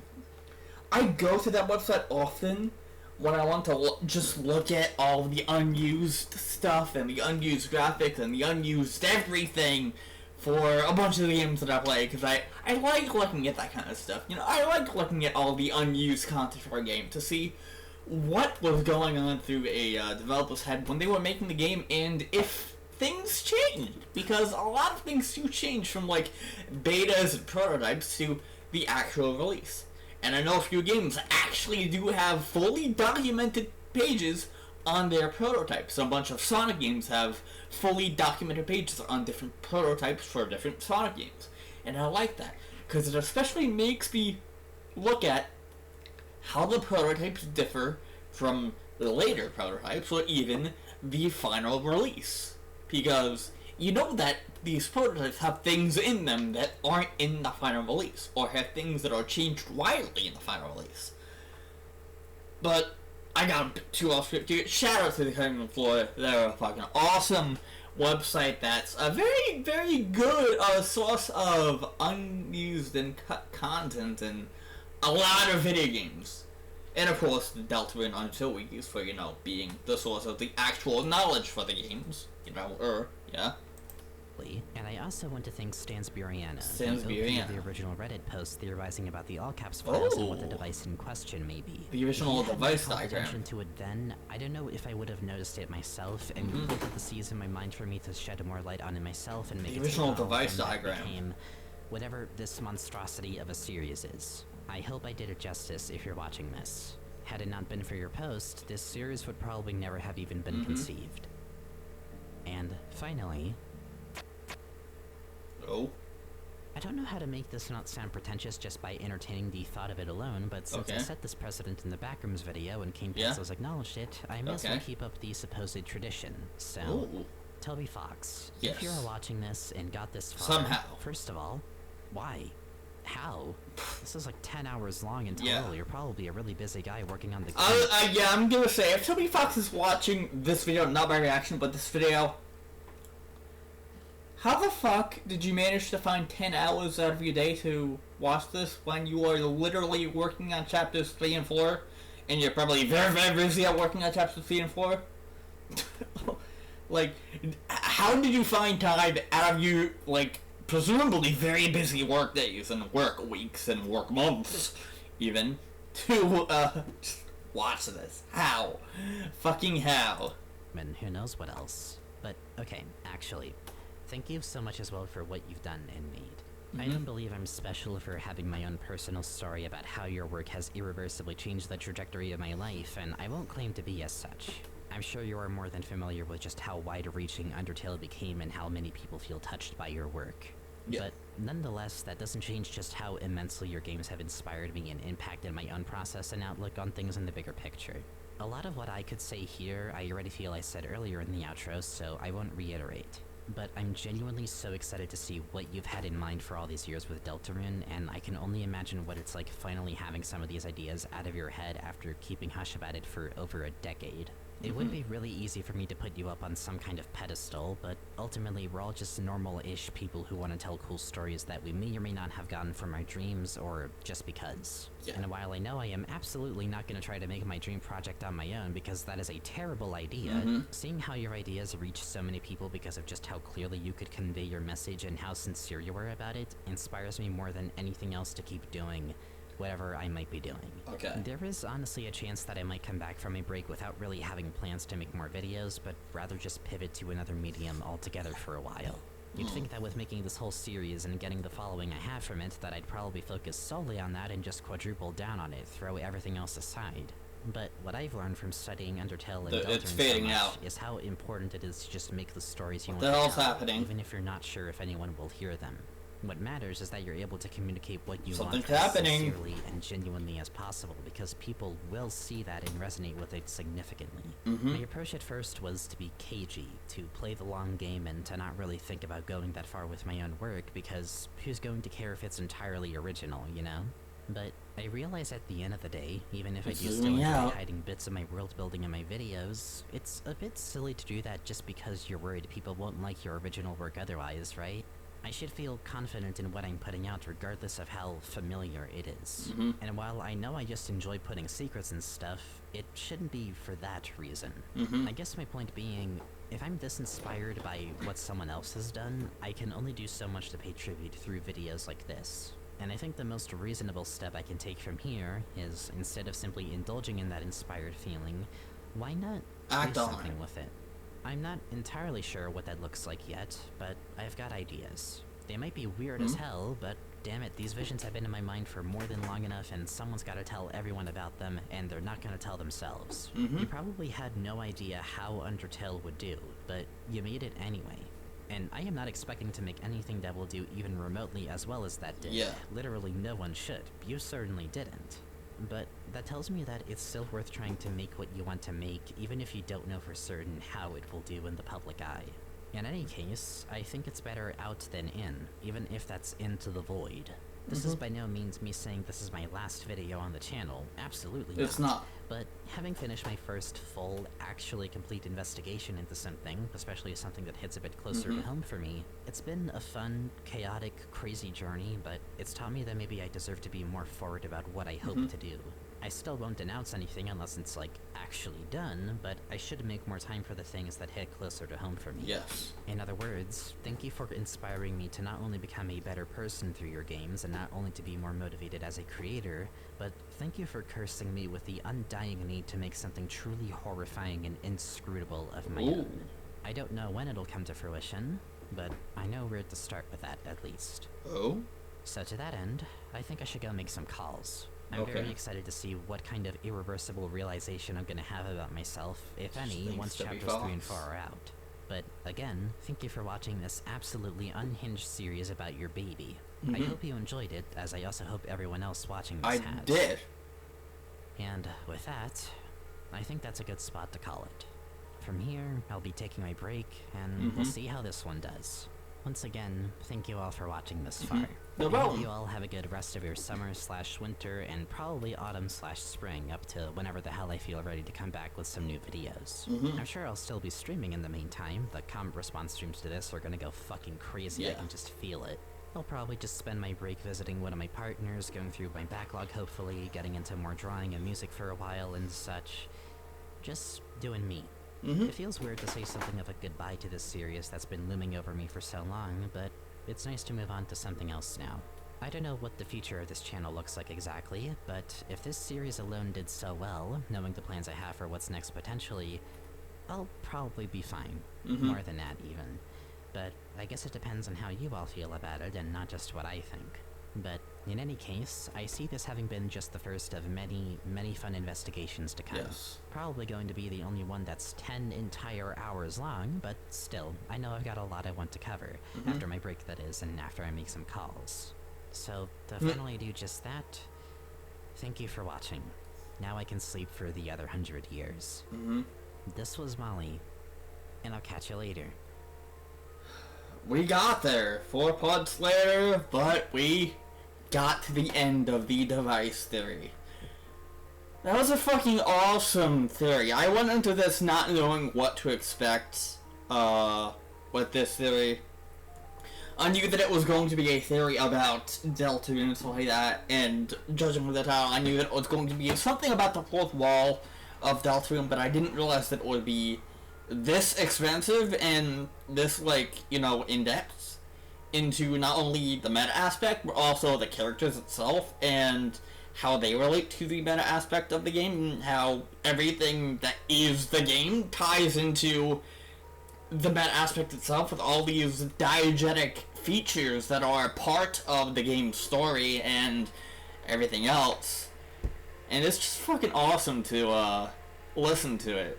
Like, I'm very glad that you made this, Molly. I don't know if you're gonna watch this, just like how you don't know if W. Fox is gonna watch this, but thank you. You truly made something absolutely wonderful. And it's not gonna be forgotten. I'll tell you that much. This theory will not be forgotten. Even when chapters 3 and 4 release, people will still remember this series. And will even reference it when they're making their own videos, because I'm sure as hell that people are going to be making theories about chapters 3 and 4, taking into account everything that we know about chapters 1 and 2, and I'm sure that your videos, specifically the device theory videos, are going to be a huge reference point to many, many, and I do mean many theorists out there, or just people analyzing the game for what it is, because We need someone looking at the meta aspect and picking apart the meta story of the game, and you fit that bill right then and there. So, I kind of use this point to just kind of like ramble and talk about it and just gush about how much I fucking love this series, this device theory series. But I feel like it's the best spot to talk about it because I fucking love it. The moon tier, probably the best tier of them all, the one that's the most expensive. You get plastic here on your own.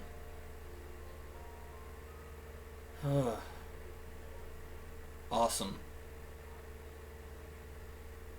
Now, if I remember, there is something. Continue to chapter 3. Keep watching Molly. Oh, it's gonna do the thing where Toby Fox did it, where he was like switching back and forth and then all of a sudden hit chapter 3. Oh, continue. Keep watching Molly Stars. I, Molly Stars, am the night. Ooh. Dun dun dun, it was me all along. Or was it?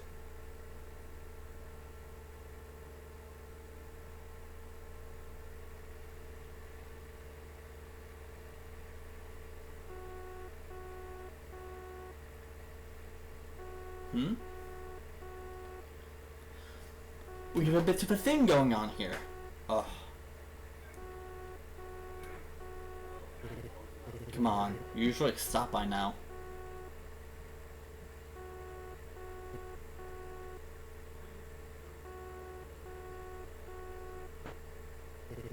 Oh. Damn it, fine. Hey, Molly's room.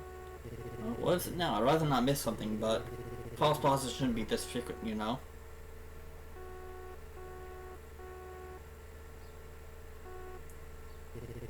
Let's see here. Just what are you trying to tell me this time? Huh? Huh? That's... I don't think I've seen a reading like this before. Definitely not this magnitude. And not for this long either. Actually, hang on. Is that still going up? Surely that's nothing to worry about. Surely. But, if that's the case, you'd think I would have heard or felt a bit more than that, no? A loud crash and earthquake, someone's screaming like a bloody murder out like they just had the scariest milkshake of their life. So? Where is it, huh? Because I sure as... Oh. Well, someday you're going to come back home.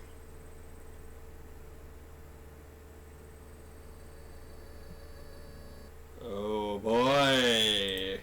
Sneak preview of something that's going on. Whoa, anyway. That'll be it for this one. And this device theory has now been put into a nice close. I didn't expect this part to be over 3 hours long. I'm looking at my recording right now and it's exactly over 3 hours long. Holy shit. I thought this part was only going to be about 2.5 hours long, but because I think I was pausing a whole lot and just talking and stuff like that, and I didn't really find the spot to actually pause to talk about this theory, I thought it was the best to go through it at like the ending for like the credits and stuff like that. Because, you know, there was no spot to do it, and I felt the best spot to just talk and gush about it was when all the names of flying up with the people that have worked on this and the people that have helped out with this and have really pioneered this theory to, you know, great lengths and where it is now. Because if part 1 didn't do well, then I don't think this series would have been made. But thank you, Molly. I don't know if you're watching this, and I don't know if you got to the end of this 4-part madness that I have done, which was only supposed to be 2 parts, but, you know, it was only supposed to be 2 3-hour parts. Oh boy, was I totally wrong in that. But, I already said what I need to say about this theory. It's fucking awesome. You did a fucking wonderful job at it. I can't wait to see what you have in store for you next. Anyway, that is it for me. Battle Hell 24. Part D of the device theory and the final part of my reaction series has come to a close. Hope y'all liked it. Thank you for watching. If you liked it, leave a comment, drop a like, sub to your boy, and I will see all of you in the next video, whenever that may be. Later.